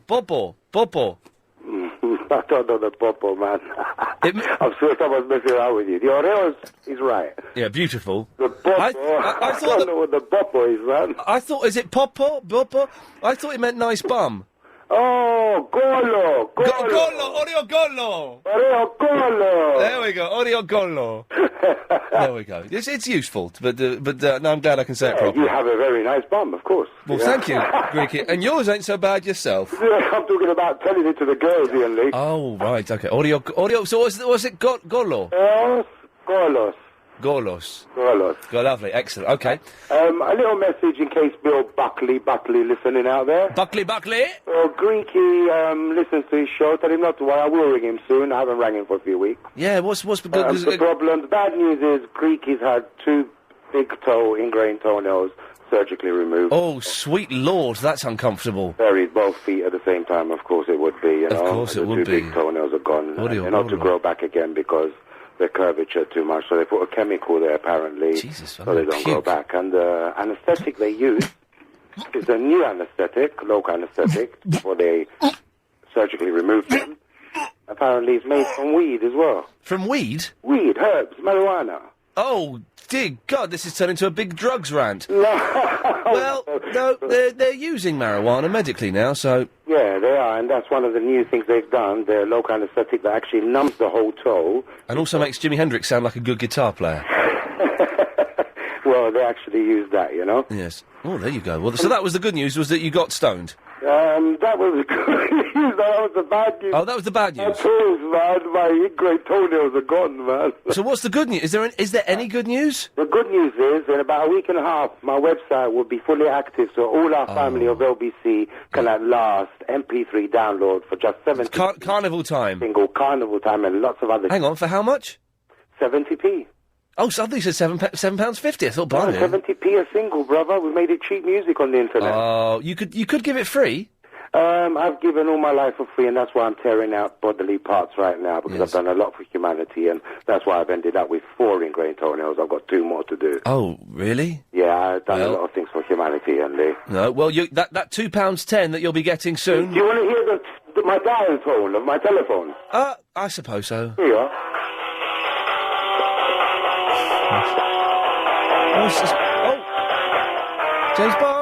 James Bond. Hello, Greeky Lion. Hello, Ian Lee. Ian Lee, I'm on the phone on the other side, so we've got a 2-way conversation. Who's on the other side? Well, you are Greeky Lion. I am. No, on the other side of my phone. Who's calling? Where? On my phone. That was my James Bond ringtone on my mobile. Oh, who is on your James Bond ringtone? Trying to find out. Who's that? I'm on LBC 97.3. Who's that? He's not talking. Fast, please. He's not talking to anyone at all, is he? Hello? Yeah. Now, Greeky, if you remember, you set off the ringtone yourself so you could show it to me. Yeah, it's actually there was no phone call, Greeky. What's your name, man? Who's talking to me? It's Ian Lee. I know it's you, Ian Lee. Who? Nicky. Oh, it's my friend Nicky. No, it's Ian Lee. No, it's my friend Nicky on the other No, it's definitely Ian Lee. I remember. Yeah, I remember him from that on LBC, but the guy on the other phone's called Nicky. I remember him from that programme with Ali G. It was definitely Ian Lee. Ian Lee, but we've got another guy on the phone on the other one. No, we haven't. That's Kirk you're thinking of. That's Nicky, my brethren, mate. Kirk? Yeah, how you going? I'm alright. Ian Lee says hello from LBC, Nicky. No, I didn't. How you going, mate? Yeah, all right. He says hello, mate. Hey, Chris is here as well now. Hello, Chris. His wife has got a nice Oreo Golo, actually, as well. Oh, Oreo Golo. I'll tell you later, Nick. Yes, thank you. I'll tell you later. All right, listen, the good news, the website will be up and finished so people can buy my music. Okay, I've accidentally cut Greek line off there because it was getting a little bit too psychedelic. Kirk, hi there. Hello, mate. Just a small thing, you probably... I'm going to bore you with it, but you said about the inch punch. Bruce Lee's 1-inch punch. Yeah! Yeah, it's not it's not karate, it's kung fu. I know, Jeet Kune Do. Wing Chun. Well, no, it's Jeet Kune Do. Wing Chun. Well, Jeet Kune Do. No, Wing Chun. No, it's Jeet Kune Do. No, the Yip Man, Wing Chun. No, the 1-inch punch is part of Bruce Lee's Jeet Kune Do. That's right, and he... Well, hang on, you've just agreed with me then. Hang on a second. All right, Wing Chun was the pure form that he took, and he took a load of forms and mixed together to make his own form. Oh, this the inch punch comes from... This Kit Kat's all sticky. Is that a style? Cat sticky style? Drunken Master. No, yeah. But the refined 1-inch punch that you see Bruce Lee doing on that video from Long Beach, California... Comes from Wing Chun. Jeet Kune Do. Wing Chun. It's Jeet Kune Do. It's actually by a woman perfected it. Right, but it's in Jeet Kune Do. No, it's not. Yes. No, it ain't. Yes. So now I'm going to get in a silly argument with you now, aren't I? Well, no, just... And I'm going to lose. Just admit that you're wrong, Kirk. I'm not wrong. But you are. Well, I've studied Wing Chun for 10 years. But it is a better version of it in Jeet Kune Do. Well, there might be a better version of it, but it comes from... Thank you. Thank you. Oh, it doesn't. Kirk, you're a good lad. Good sport. Thank you for that. There we go. Won that. We haven't got many calls left now, so if you want to call up, you probably almost definitely get on. Thank you. Tom? Hello. You know that when you're driving along the road, and some built-up areas, they have those sort of barriers that you have to drive through. I do. Why do people slow down for those barriers? I have no idea. I don't. There was I was stuck behind a van the other day, and it slowed down to about 5 miles an hour. The thing is, your car or your vehicle will fit through those barriers. And if you're a competent enough driver, you just go at the same speed that you're going at. Absolutely. Because if you think, I might hit these barriers, that means you're a rubbish driver. You should just be going... In fact, I couldn't agree more. Speed up and go through them. Absolutely. Although I did hit them once when I was driving a big Bedford van, but that's different. I was young and I didn't know how big a Bedford was. But it just annoyed me that it happens a lot. People slow down for these ridiculous barriers. I know. They've got some coming from Twickenham, haven't they? Going towards the A4. Yeah, I've never been there. You're just going over before you go over the flyover. Oh, yeah? Never been there, you never been can't get an Arctic over it. No. I've tried. Yes. Anyway, Tom, your good news and your bad news, please. Good news. Good news is I've just discovered LBC. Oh, nice one. The bad news is... You don't like my show? I lose the signal just after Reading. Oh, but it gets as... Oh, no, it does get as far as Reading, doesn't it? Yeah. Why is that? Well, because it's only a London station. Well, why can't they put up some masts and stuff, kind of like along the M4, and maybe a few up in Bristol? I tell you what, mate, there are some parts of London where people can't pick it up. Shepherd's Bush is awful. The Crouch End, you can't hear it at all because of pirates and stuff like that. So you're lucky you get it in Bristol. So you live in Bristol, do you? Yes. What have you got down there? Orchard FM or something? No, that's not quite Bristol. Pirate FM. That's a bit further down that. We got like GWR, but it's pants. Oh, GWR suck, man. Yep. Absolutely. Tell me about it. That's why we want LBC in Bristol. Well, you can get us on the internet and on Sky, but driving around in your vehicle, the best thing you can do is podcast it and listen to it in your van. That costs money, though, doesn't it? Well, it costs £10 for 6 months. Well, there you go. Yeah, it's a lot of money, actually, when you put it like that. Exactly, yeah. Well, yeah, sorry, Tom, I can't... I'll tell you what, I'll have a word with Mr Lloyd, the boss, and see if he'll stump up the £500,000 to put, increase the... No, please do. No problem. Wicked. Can I have a shout-out for my company, please? I'm afraid not. No, there you go. Although, saying that, I've now got 1 minute and 15 to kill. We've not got many calls, I'll be honest with you. Now, whether that's because you, the listener, are getting bored of the show, which is a possibility. Listening figures coming out next week. We'll find out once and for all. Maybe it's because it's a gorgeous, hot summer's day, or maybe you just can't be bothered to phone in. Either way, I'm a little bit desperate. I've got 2 people lined up, Elvin and Marco. They're not going to sustain the last hour and a half of the show. So, I beg of thee, give me a call, 0870 90 90 973. Of course, in moments of quiet solitude like this, we turn to the emails. There we go. Okay, right. Ian, I hear you're looking for a rack for your hi-fi. Visit our website. Oh, there we go, that's good. And Denise says, Ian, where are all the women callers today? Well, maybe this is one. Hello. Line 6, you're on the air. Are you a woman? No, I'm not a woman. Oh, dear. Well, there we go. Let's try this one. Hang on. Line 3, you're on the air. Are you a woman? No. Are you sure? Absolutely. You sound a bit like a woman. Oh, thanks very much. Oh, we're welcome, sir. Well, there we go. No women callers. Oh, hang on. Line 8, are you a woman? Yes, I am. There we go. So, if you have to slow down to go through those barriers in built-up areas, then you should have your driving licence taken away from you. That's what I've decided. Steady on there, coughing there. Because it's big enough. It's bigger than the width of your car. Why would you need... Oh, I've got to slow down here. There's barriers. So what? You should be able to drive through it at a high speed if you needed to. Is that where the pavement comes out into the road? Sometimes it does, yeah. Okay. Marco's in the Chatham. Are you in Chatham? Hello, Ian. I am, yeah, just arrived. Right. Guess how my producer, Chris, who you may have just heard speaking there, has spelt Chatham. C-H-A-T-U-M. No. Idiot. He's winding me up, isn't he? This is what he's put on the screen. No, he's winding me up, mate. Chatham. It's called Sonny Chatham. Chatham. Chatham, that's correct, He's put Chatham, C-H-A-T-U-M. Well, it's Chatham. Hang on, Chris, what are you saying? It's phonetic. Yeah, but it's Chatham anyway. It should be an S. Oh, but if it was Chatham, that's phonetic. Right. Marco, yes, your good news and your bad news. Well, first of all, I couldn't agree more on those width restrictions. They are made for us to enjoy, mate. I try to drive as fast as I can through those width restrictions, and I hate it when I'm parked behind someone who drives at 5 miles an hour. Although I must admit, years ago, about 10 years ago, I had a very short stint working in the props department for TV and films, which meant I was in charge. I wasn't in charge. I looked after the props. And one of my requirements was to drive, I think it was a Bedford or a Luton van, whichever is the slightly bigger one, drive it home and look after it, And I'm still not very confident in driving those things. I don't like driving them, make me very uncomfortable. So I was driving one, and driving it home, and I came up to this barrier, and I thought, I'll get through that. So I drove very slowly, up to the barrier, I thought, oh no, I've hit it on one side. So instead of reversing back and going another route, I reversed back, and I went at it a little bit faster. Wicked. I thought that would get me through it. And then I took the van back the next day, and I made the mistake. The guy that the van belonged to, I said to him, "Oh, just out of interest, how wide is the van?"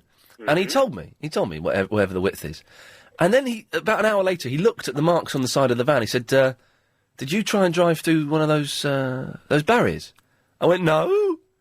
He said, it's odd, just because you were asking me about the width of the van and there's marks on the side of the van. Just, if you did, be honest with me and tell me you did. I went, no.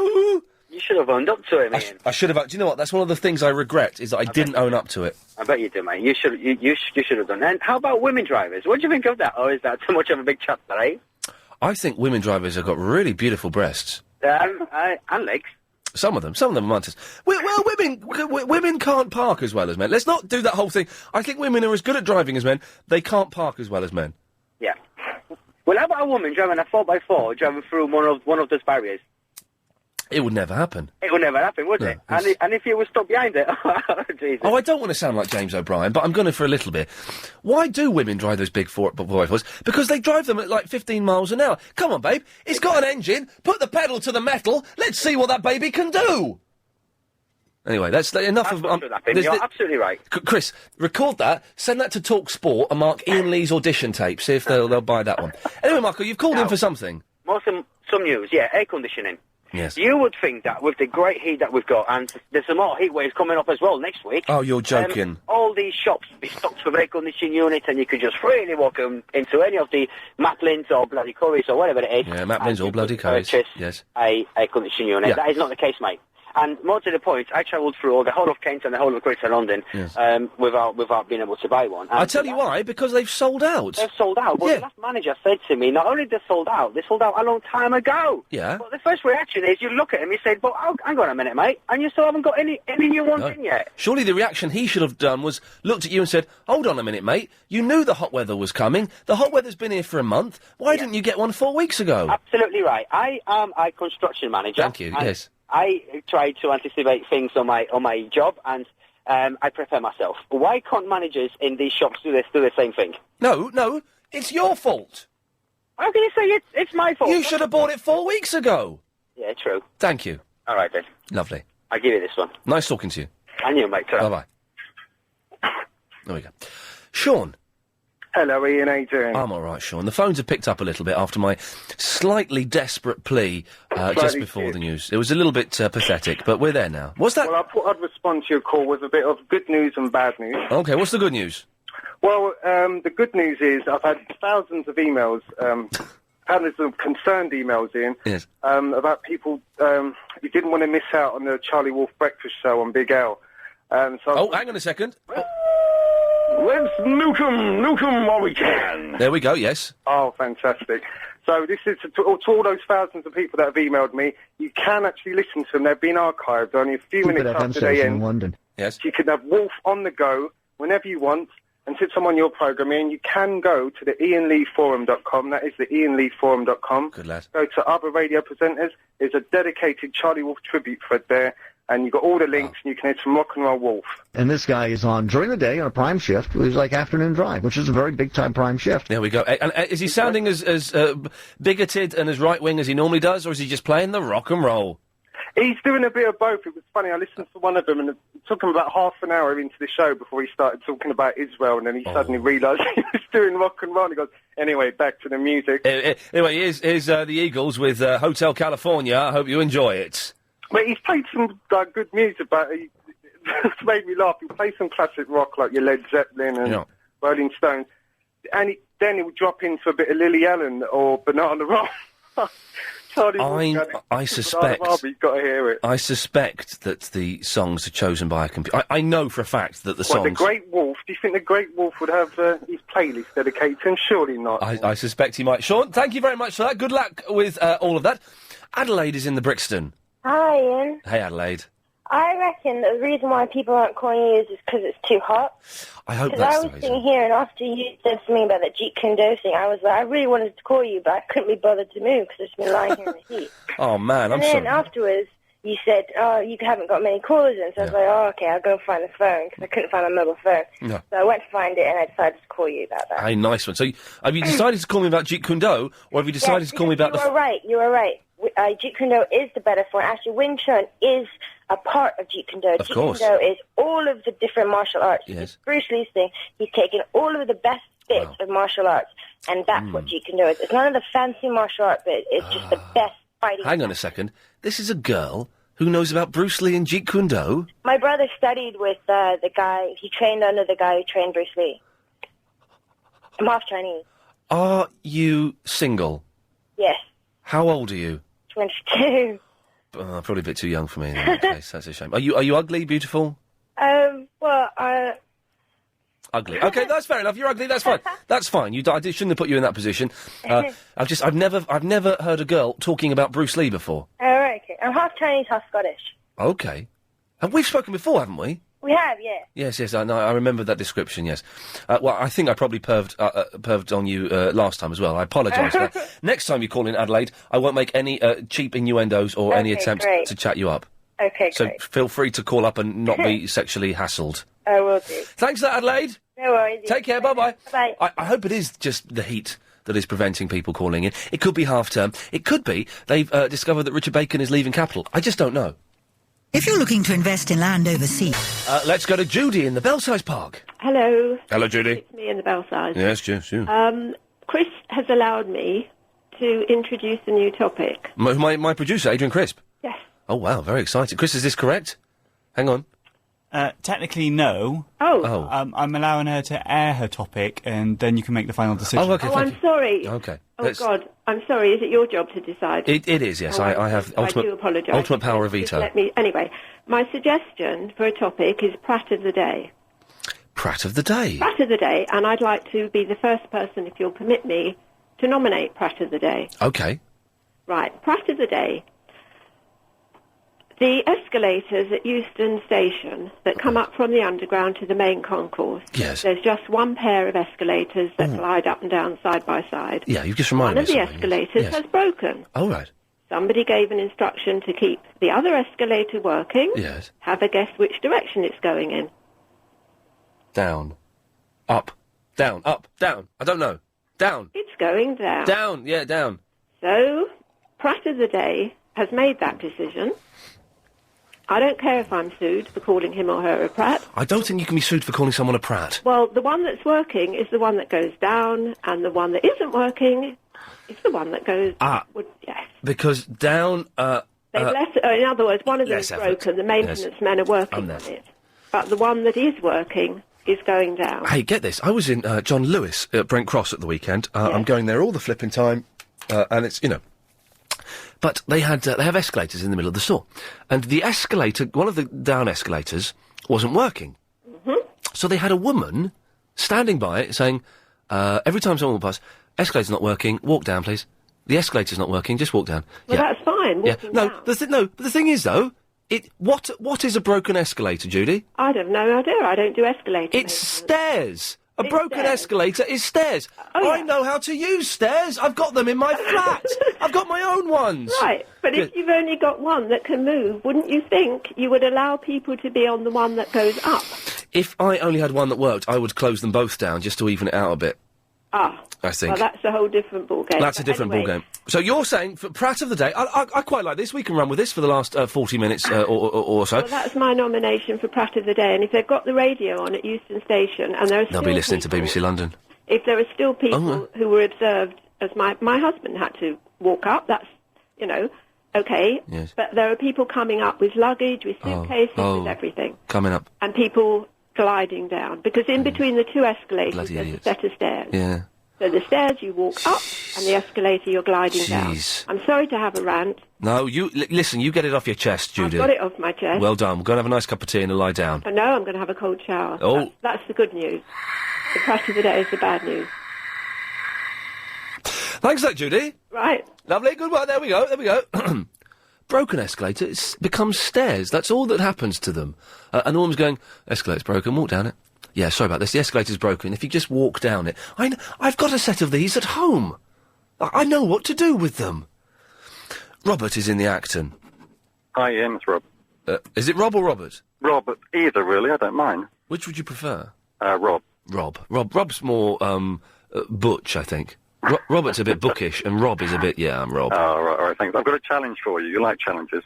Yes, I do. Car barriers. Yeah.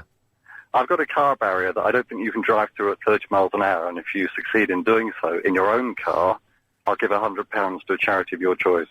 Well, the charity would be me. Is this one of those ones that's got an automatic arm that prevents you from moving through it until the light has gone green? No, it's a completely static barrier. Oh, yeah? It's a bit tight, though. How tight? Well, going back to your original argument, you can drive a car through it, and therefore you should be able to at 30 miles an hour. I can do it at 30 miles an hour, easy. All right. Where is it? Lionel Road in Acton. Oh, yeah, easy. Okay. Bring it on. All right, let's arrange it. But a car can legitimately fit through it, can it? Legitimately fit through it. And how much space either side? Well, does that matter? It's interesting to know, I think. Go on. Probably about 4 inches on either side. Oh, well, I thought it was going to be tough. Bring it on, Robert. Yeah, I'm there. Easy. Right. I'll sail through that. And I want the £100 to be given to me. Well, all right, you can keep it or you can pass it on to charity. No, screw charity. Do you know, if you're going to do these things, don't do it for charity. The kids are fine. The kids are all right, as The Who once sang. Everybody's fine. I want the £100 because it's me that's driving through the barriers at 30 miles an hour, not some homeless, not some kid. It's me. All right, well, you can keep the money if I'm there to watch you drive. Okay, yeah, you're on. All right, it's a deal. Lovely. Thank you, Robert. Yeah, challenge like that. Sound like an idiot challenge. Oh, now, I may or may not be. I'm still not sure. Get this, Darren. I may or may not be. Sorry. I may or may not be going on Celebrity Mastermind. Oh, are you clever enough? Well, this is the thing. I don't think I am. I don't think I am clever. My chosen specialist subject would be the Monkees, as in the pop group. Yeah, but do you know enough about them? Ask me any question about the Monkees. Go on. Any question. Any question. What colour trousers Yep. did the lead singer sing? Sorry, the lead singer. You can't even construct a sentence. Sorry. I'll start again. What colour trousers did the lead singer wear in the opening scene to the Monkees? Black. Next. Are you sure? I'm 100% sure, mate. Yeah? Oh, yeah. Actually, I don't know if you're lying or not, so I don't know what the real answer. That's partly why I said it with such false confidence, yes. because black's the common number, isn't But I'm going to be good. I'll be good on the Monkees. I'll be able to do that easy peasy. But it's the general knowledge stuff that I'm going to I'm going to win the first round, and at the end of the second round, I'll be last. Well, didn't they have famous people starring in their episodes or anything like that at the end of it, didn't they? Yes, they did, yes. Who was the first? Frank Zappa. Who? Frank Zappa. You made that up. No, I've not. Frank Zappa's in an episode of The Monkey. Someone sent me a link to it today, in fact. Anyway, the point is, you get paid £2,750 to go on Celebrity Mastermind. What's enough just to appear on it? Just to appear on it? Not bad, is it? You, though, because you're a celebrity. It's a minor celebrity. Well, a very minor celebrity. I'm surprised. I think they've confused me. Somehow my application to appear on normal Mastermind has got... Anyway, £2,750. Yeah. But they say, oh, we'll pay you 200... But that money will go to charity. But would I get that if I went on? You wouldn't... Well, the thing is, I don't get that money. It goes to charity. My fee goes to charity. No, you get each show when you're making the appearance. I mean, I'm not being nosy, but... Well, that's about right. Do you know what I mean? That's about right. For that kind of thing. Why have you got a J-Wedge Peugeot, then? Because I am really, really tight, mate. You must be. And to be honest, I don't really go on these celebrity things too often. So, but I'd go on every week. What I'm saying is, I won't get that money. They're going to give my fee to charity. Oh. We got there in the end. Anyway, can I tell you what I'm up for? Yeah, yes, please do. You know, women. I'm aware of them. Yeah. Why is it though? I don't know if I can say this on radio, but it's not rude. It's semi-rude, like. Why is it when you never get a good look? You get ugly women driving cars, obviously, but they always put the seatbelt in between their, you know what? Breasts. But why do you get good-looking women do that? Jason, is that your phone beeping? No, it's mine. Oh, okay. So, what have you got? Mine? Hold on. No, it's not mine. Jason, stop your phone beeping. Putting us off. Jason in Dulwich. He's put us on hold. He has, hasn't he? Oh, I'm gonna cut. We're just waiting until he starts. I'm gonna cut him off. There he goes. He's gone. Now, what's your theory to that question? Do you know? I don't know, but I saw a really beautiful taxi driver the other day. Did you? Really fit black cab driver. Yeah. Yeah, it's very rare. She was stunning. We usually talk like that when they drive cabs. Yeah. I don't know. So you're saying, why do ugly women use the seatbelts to lift and enhance, and beautiful women don't seem to do it? They don't do it. I mean, I wouldn't mind. It's quite good to look at when you're driving.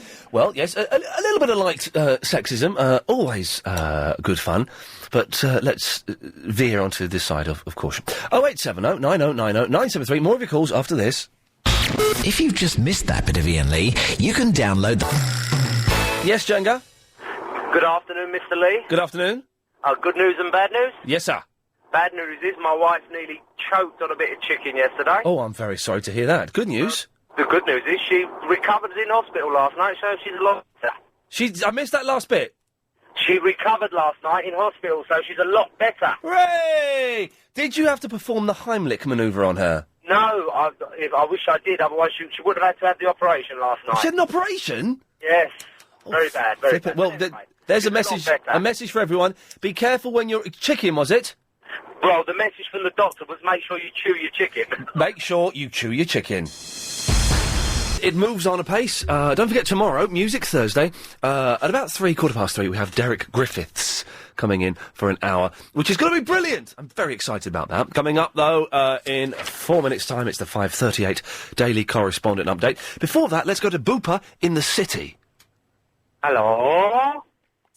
Hello, Booper. Hello, Ian, what's your favourite drink, mate? My favourite drink? Yeah. Cream soda. Cream soda? Yeah.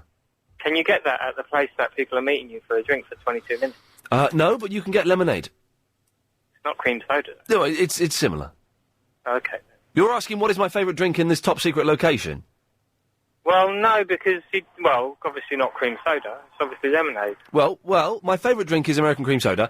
My favourite drink at this top-secret location is lemonade, or orange juice, or whatever I fancy on the day. Oh. Secondly, do we just send an email? Your phone's breaking up, Booper. Do I just have to say what? What? Let's meet for a drink, or what? Yes. What? Say it. What? Your phone is rubbish. What is going on? It's not rubbish. Well, it is rubbish. Yes. But... You want to meet me for 22 minutes and buy me a drink? Well, I was thinking more, seeing as you're bringing Chris along, maybe I could kind of bring Habiba along. I don't know. Is Habiba listening? Oh, Chris, the double whammy. Are we allowed to have... I suppose we could have two people there at one time, could we? Could we share it, Chris, do you think? What did Habiba look like again? She was all right, wasn't she? Oh, go on then. Yeah, fine. Oh, great, okay. Well, Habiba, could you write the email for me, please? And, Oh, so you haven't got a computer? Not in front of me. Get out of here, you time waster. What the flipping hell was that all about? If you want to know what he's talking about, then go to lbc.co.uk, go to my page, and have a look. Jason is in the Dulwich. Hi there, Ian. How are you? I'm really tired, mate. Why's that? I'm busy, isn't it? We've got early night tonight. Early night. Burning the candle at both ends. Well, not really. But the thing is, I'm doing this... I've got in this horrible habit now of I wake up about 5, 6 o'clock because it's too light in my room, and I can't get back to sleep in that room, so I then go downstairs and sleep on the sofa in the living room where it's very dark for like another couple of hours, and it's knackering me. And I did everything last night. Last night I switched the radio off, didn't listen to Clive, I had a chamomile tea, I even had a burner burning lavender oil, which is supposed to relax you, and I still didn't sleep brilliantly and woke up at 5:30. Alcohol. That's what you need. I don't drink. Well, you need to start drinking. Maybe I should. Maybe I should have a stiff scotch before I go to sleep. That will knock me out. Absolutely. Jason, why have you called in? I was listening to, was it Greeky Lion that phoned up about having his toenails taken off? Oh, yes, it was. Very unpleasant.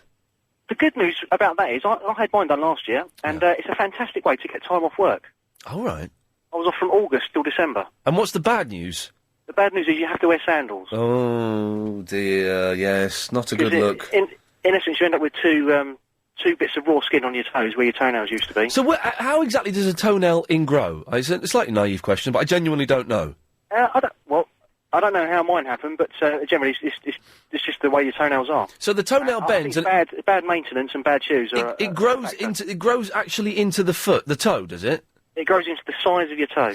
Oh. It sort of curves round. Instead of being flat, which a normal toenail should be, they become concave and... Why can't you just cut it and pull that bit out? I did that for years, but it was kind of like putting a belt in your mouth and biting down on it to stop the tears and the cries of pain. So it's quite painful. Oh, God, I'm still not 100% sure. If someone could send me a photograph of an ingrowing toe... Well, no, actually, don't. That's probably not going to be a pleasant I've got photographs of post-operation, where it's all sort of oozing and a bit raw.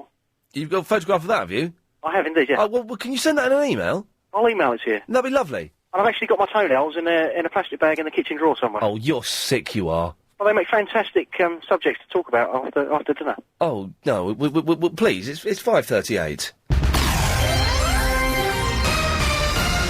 It's time for the Daily Fife Date, brought to you every day. Daily. Hi everyone, I'm Sahib, your Hong Kong Asian movie correspondent. August 30th is the release of the Michael Mann film, Miami Vice, whose leading lady is none other than critically acclaimed Chinese actress Gong Li. Conventional movie watchers may recognize her from the recent film Memoirs of a Geisha or a couple of Wong Kar-wai films. And as a side now, regarding Bruce Lee's One-Inch Punch. Here we go, yes. The One-Inch Punch has long been a mainstay of the Wing Chun system. However, Bruce Lee's excellent One-Inch Punch wasn't necessarily due to Jeet Kune Do, but due to his excellent physique. If you've seen Way of the Dragon, the scene where he's next to the window stretching, you'll see his excellent back muscles, I believe they're called lats, along with his excellent shoulders, triceps, and Popeye-like forearms. These constituted to an excellent One-Inch Punch. And as a lasting reminder, remember, if you pour water into a cup, it becomes a cup. If you pour water into a teapot, it becomes a teapot. So be water, my friends. Oh, very wise. Thank you, sir. Next. This is Kev from the Windsor, the WWE correspondent, and here is my update. Good lad. THQ announced that they have cancelled the PlayStation 3 version of the next hit wrestling series, WWE SmackDown vs. Raw. The 2007 version, which now is only under development for the Xbox 360, PS2 and PSP, will not grace the PS3 library, as the company wants to concentrate resources on the other three platforms. The bad news for future PS3 users, but excellent news for 360 lovers, Ian. Bring it on. And finally... This is Matt in the Heathrow, LBC 97.3's oldest animal correspondent, and here is my update. Okay.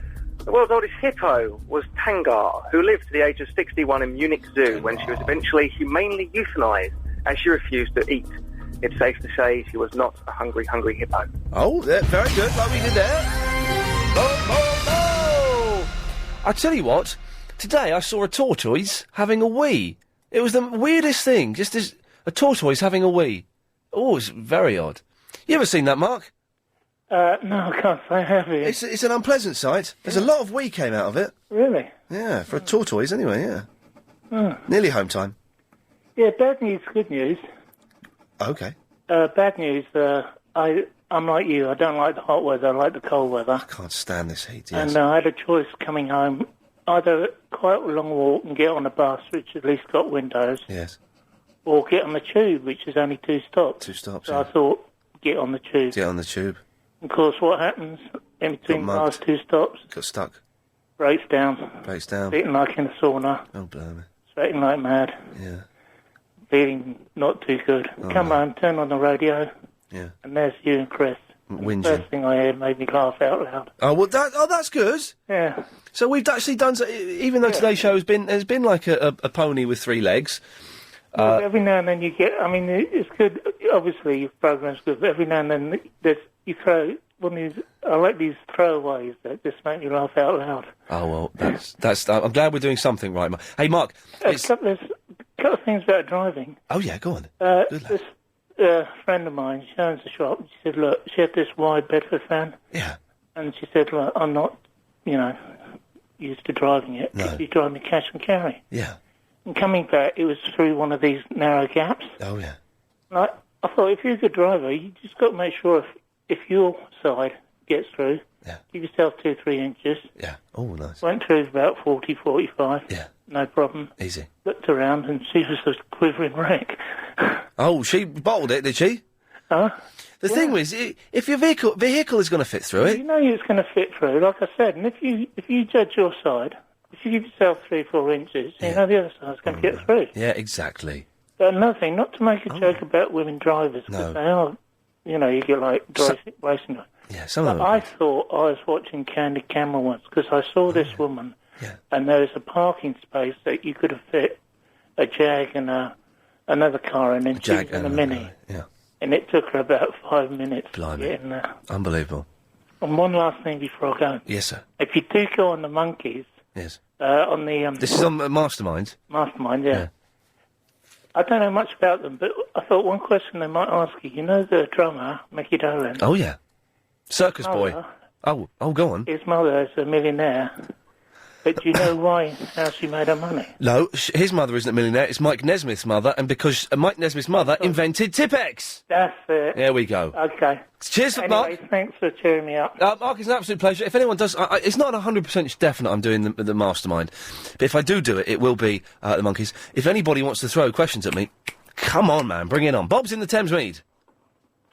Hello, Ian. Hello, Bob. I thought I had to give you some advice. I heard you say something a bit disturbing a few minutes ago. Oh, yes. About using scented candles or burning scented oil in your room. Yes. It's bad. It's bad for the lungs. Oh, Christ. It's gay as well. Hello? I'm trying to save you here, Ian. Hello? Hello? Yeah. Fair play, he's got a good point there, hasn't he? Where would we be without... and so we go to John in the Clapham. Right. Monkey's question, or is it good news, bad news? Well, good news, bad news, and then give me a monkey's question. Bring it on. Right. Good news. Yes. Today, yes. I'm home, in the garden, having a beer. Good work. Bad news, got to go to work tomorrow. You see, there's always a downside. There you go. Bring me on the monkey's question to test if I'm good enough for Mastermind. Here we go. On the very first tour in the 70s. Jimi Hendrix, but it was in the 60s. It was 1967, Jimi Hendrix. You're a good man. There we go. I'd go on it then. Go and get your $2.5 grand. Well, let me make this clear. My fee, the £2,750 for appearing on Mastermind, is paid without... I have no say in it. It goes to charity. I don't get any money for it. Oh, we can do it at one-off, can't you? I think... I mean, it's not 100% definite yet. I may be jumping the gun. But I can answer any monkey's question, I think. Danny's in the Thornton Heath. All right, Ian, how you doing, bro? Do you know what? I'm feeling tired, man. Really tired. I'm going to have an early night tonight. Do you know, I always get up in the middle of the night as well. Normally for a whiz. Yes, I do that as well, but at 5 o'clock it's too bright, 6 o'clock I have to go down and sleep downstairs, and that's disturbing. Well, why don't you just stay in bed, but just get those blackout things for your windows? Well, they're on their way, hopefully. Yeah, from John Lewis. Ian, just a quickie, right? Yeah. I think you'll do very, very well on Mastermind if you do go on it. Why are you laughing at John Lewis? Because you say you're always in there. The curtains are coming from John Lewis. I'm waiting for a Velux blind from the Velux website, but it's not arrived yet. I'm a little bit worried. Oh, is it not? All right, okay. Yeah. But I do think that, you know Agent Chris, can I ask you a question? Is he actually your agent? No. He's not. Why do you call him Agent Chris then? Do you really want to know? Yeah. Ages and ages ago, when he first took over the job of producing me, we couldn't think of a name, and so we asked for people to call in, and they came up with Agent Chris. Great, yeah, good. That's it. There's no mystery to it. That story will never be told ever again by me. Well, the thing is, you should actually get on to your real agent, because I personally think you're a very intelligent, you've got quite a quirky guy as well, you know. Right. I think you'd do well on something like Celebrity Love Island.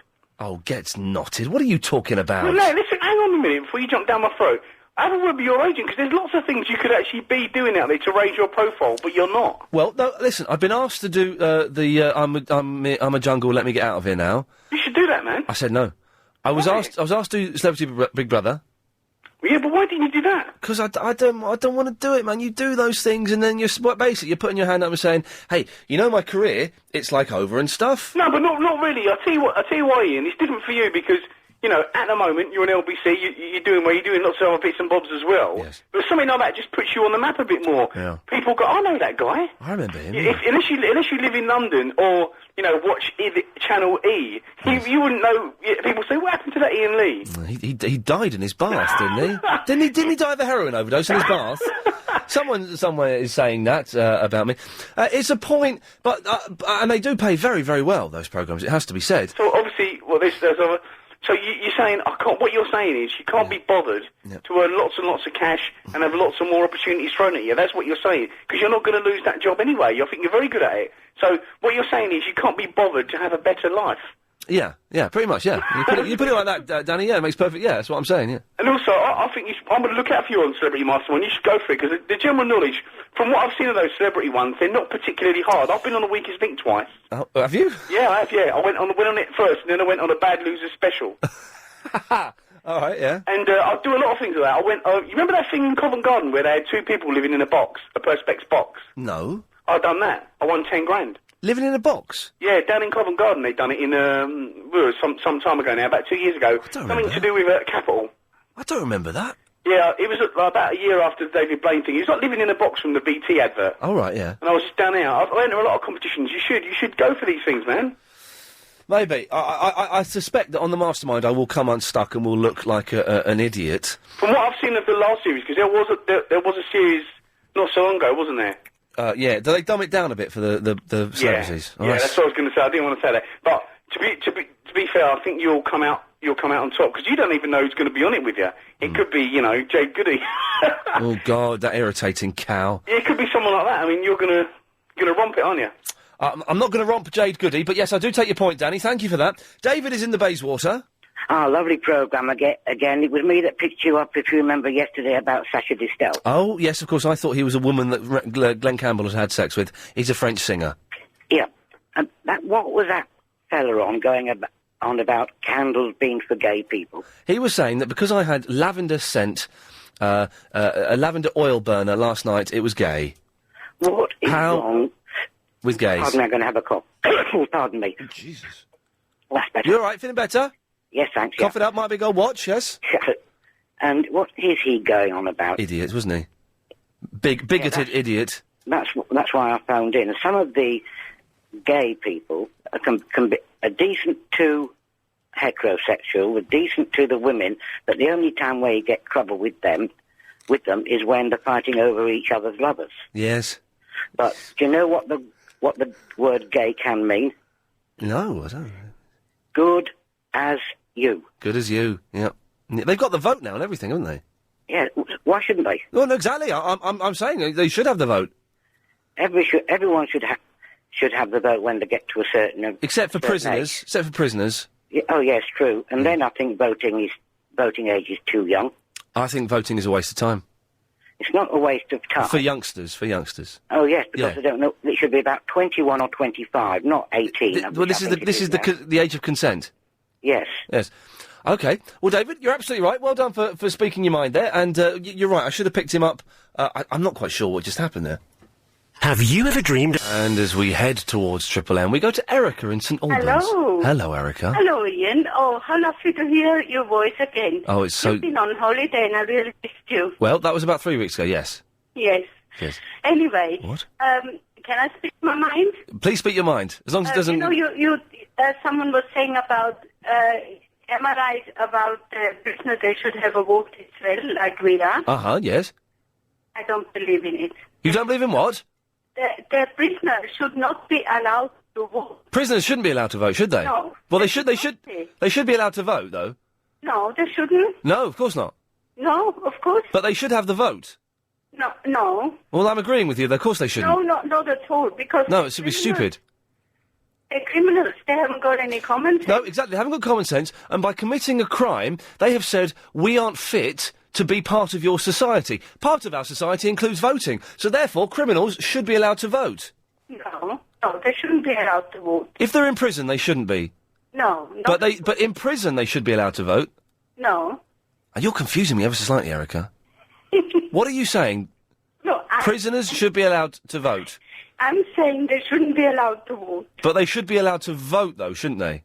You'd agree with that? That's only common sense. They can vote in prison, but they should not vote for any government. So they can vote in prison, and their vote is final. They can vote in prison. Excellent stuff. Erica, thank you very much for that.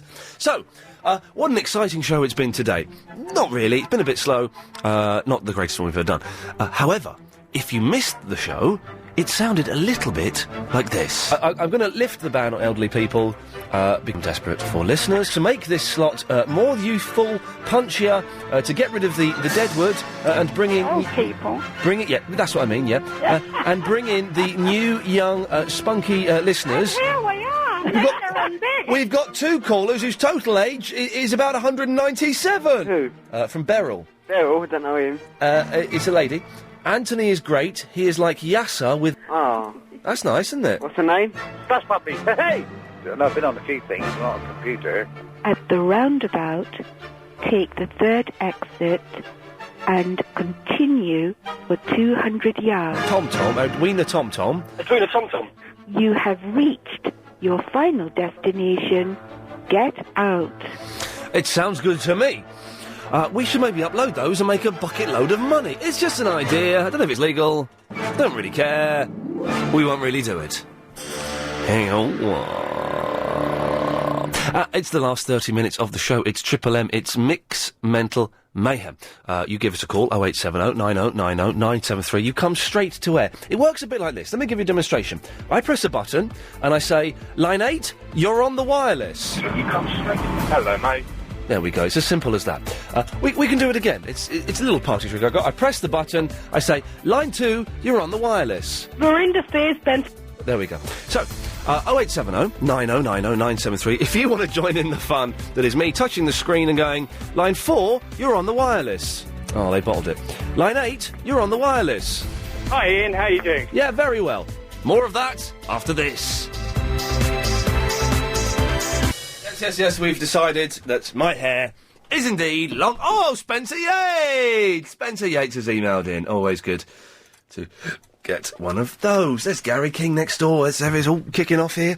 OK, so 0870 90 90 973. Calls go straight to air. 7-second delay. Don't swear. We dump it and we ban you from calling in the station. We go to line 6. You're on the wireless.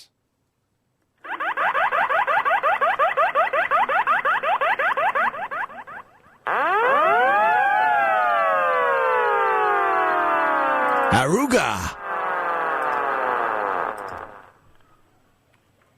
Thank you for that. Good to have you back on board. Line 1, you're on the wireless. That's you? Hello? Yes? Boys will be boys. Yes, line 1?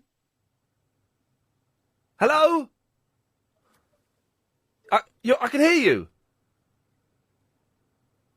No, I can't hear anymore because I've pressed the button that cuts you off. Line 2, you're on the wireless. Hello, Ian. Oh.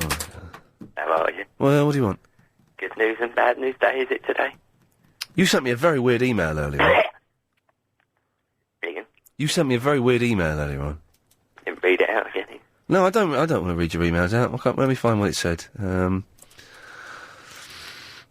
Oh, here it is. What time are you picking me up tonight? I can't wait all day. Graham. Is it good news and bad news day? Okay, fine. You're not going to explain that. Yes, it's good news, but Spencer Yates! Good news, bad news, yes. I've got good news and bad news today. Okay, which one are you doing first, and is the second one going to be filthy? I'm doing good news and none of it's filthy. Okay. Good news, booked my holiday for next month, Ian. Oh, yeah. A week away in California. Oh, lovely. With my new group that I'm part of. Are you aware of the work of Dr. Timothy Leary? Yes, I'm aware of the work of Dr. Timothy Leary. Yes, it's all about that, Ian. All right. California. Lovely. The bad news is my bail conditions do not permit me to leave the country until after August, but I'll find some way around it, Ian. I don't think you can find a way around bail conditions, because obviously you have to go and sign on with your parole officer. Bye. So you can't go to California and take naughty things with a bunch of hippies. Sorry. Bye. Bye, Graham.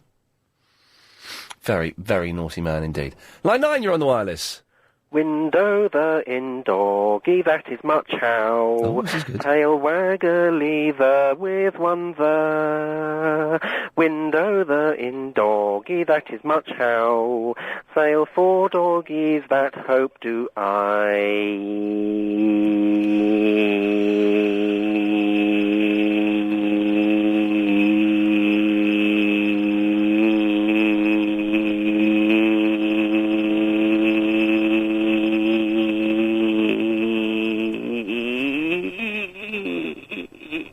Good effort. Line 4, you're on the wireless. It's Brenda. How you doing? Yeah, I'm fine. How are you, Brenda? I'm alright. I've got a bit of a sore throat. Why is that? I've been practicing something. Oh, yeah? Yeah, Go on, then. singing. Have you been practising singing, have you? Yeah. Why have you been practising that? Because someone told me to do it. Oh, yeah. So you do whatever you're told, do you? Yeah. Because you're not a bottler, are you? And I'm not a butler. No, good work. Okay. How did the show go today, then? Did you not hear any of it? Only about the last hour or so. Oh, yeah. It wasn't very good today. Oh. It was like Yeah, a lame the last- donkey. Yeah, the last hour was quite boring, though. Usually it's pretty good, but it wasn't that good today. No. What could we have done to make it better? I don't know. No. It's up to me, innit, I suppose, really. Yeah, Oh, well, never mind. yeah. Right then. What are you doing later? I don't know. Should we go out for some dinner or something? Yeah, Yeah? yeah, You paying? yeah. Nice one, okay. Alright. I'll see you later. Yeah, where though? At the chip shop. Alright then. And then there. Which chip shop? I don't know. Oh, that's it. Well, we better call it off then. Okay. All right, bye. Bye. What a strange little girl. Line 7, you're on the wireless. Oh, hi. I just took issue with what someone said earlier on about not letting young people vote till they were 21 or 25. Does that mean we don't send them to war then? I mean, we can go and kill them at 18 and chuck them over in the war, can't we, I suppose? Well, we can't go and kill 18-year-olds.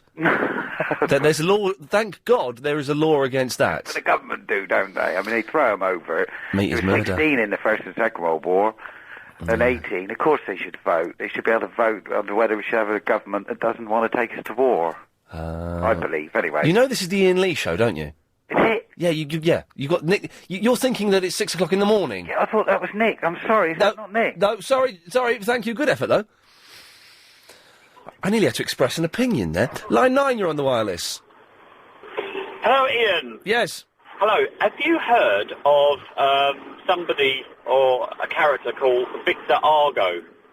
Victor Argo? No, I haven't. Is he someone maybe in a song or a book or in a film or anything like that? It doesn't ring a bell instantly, no. No. Quasimodo does though. Yep, thank you. Line 4, you're on the wireless.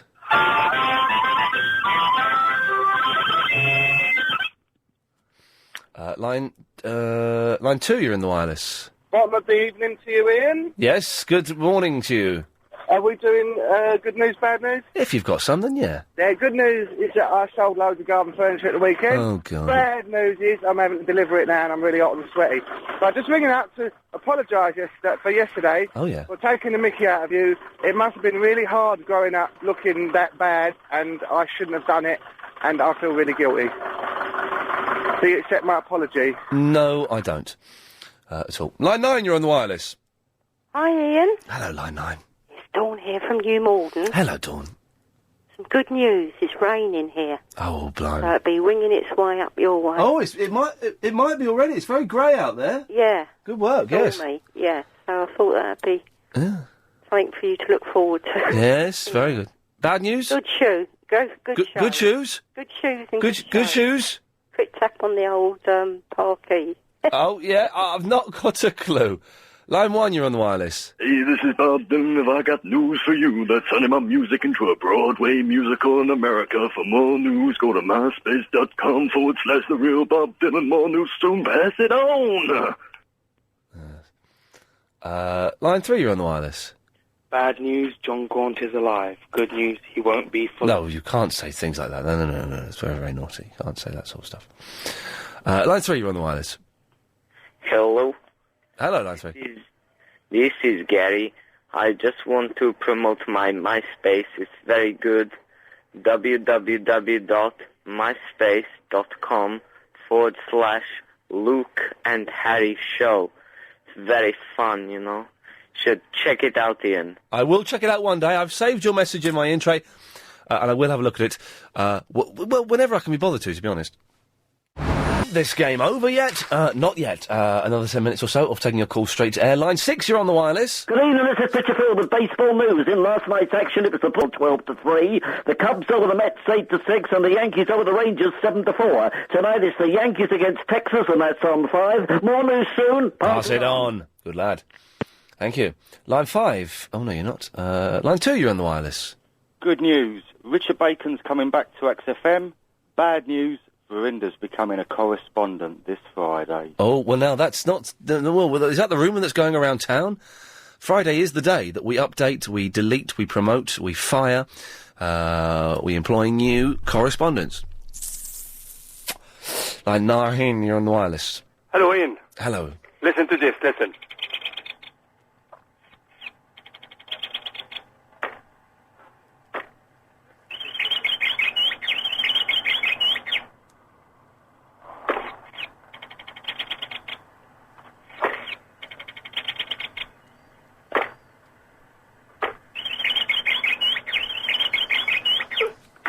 Have a nice day, Ian. Bye. And that's it. Not a word of an explanation, he's gone. Line 7, you're on the wireless. If you put two footballs next to each other, what bra size would that make?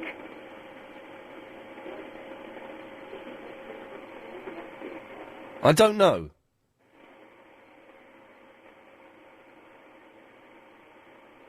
What is that? Yes, you're still there? Oh, I'm still here, sorry. Are you still there? Yes. What bra? Well, it'd be like a G, a 36 double G. Okay. My girlfriend's a beekeeper. Right. If I'm good, she's going to show me her 36 bees.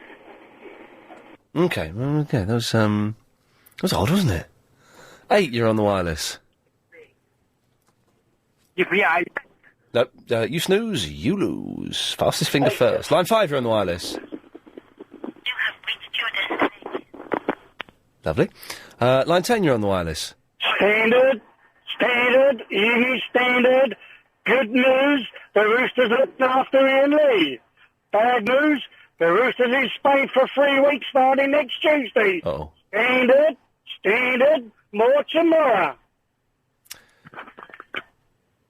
Oh, he normally listens to himself and chuckles, which is a shame. Line 5, you're on the wireless.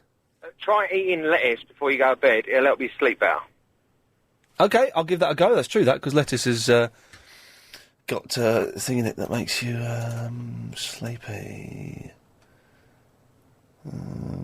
Okay, I can do that. Yes, if you're feeling bored and want to go to a virtual online pub, then why not go to www.the-arl.com. Should be a lot of fun. There we go. Now send me a free game. Don't worry, it's not company, Mr. Solder, Mr. Hooker. It's not company. It's just some bloke, some weird bloke. Don't worry. Line 5, you're on the wireless. Hello, Ian. You alright, mate? Yeah, I'm alright. I just got my cast changed today, my plaster cast. Do you remember I called in? Oh, yeah. Rest? Hey, how's it going? Alright. It's alright, yeah. I've got to spend another 2 weeks in my cast day. Unbelievable. Good news, I got a job interview at World Service today. Oh, yeah. Bad news, I got fired from my other job. Oh, why did you get fired?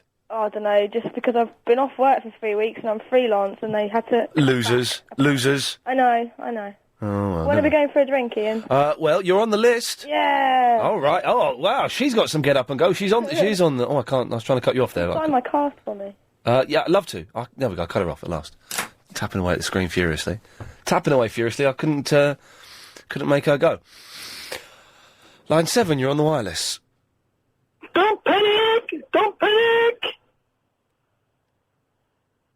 Okay, I won't. Oh, a bit rubbish tonight, the calls on Triple M. It's got to be said. Line 7, you're on the wireless. Hello? Yep, you snooze, you lose. Line 9, you're on the wireless. Hi, just want to say hello, Tom, and Claire and Charlie get back together. No, they don't. That is interesting. Do you see what the screen... Oh, well done. Yes. They don't, do they? No, they don't. Line 7, you're on the wireless. Line 7, you're on the wireless.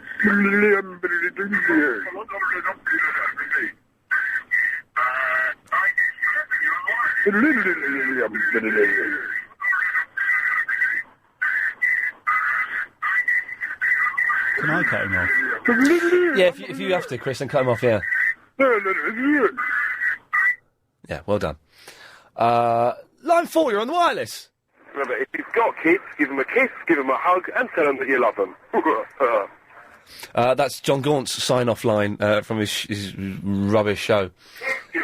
Line 5, you're on the wireless. Ian, do you remember that comic called The Beano? Yes. Do you remember the Fenn Street Gang, was it? Yeah. Do you remember Plug from that, Plug? You better be careful where you're going with this. Are you related to him? Get out of here, you little sod. Line 9, you're on the wireless.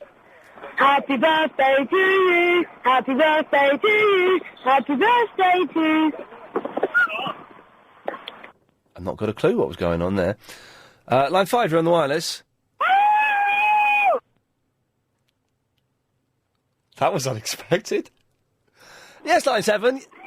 I've an idea for a new superhero called Lockjaw Man. Oh, yeah?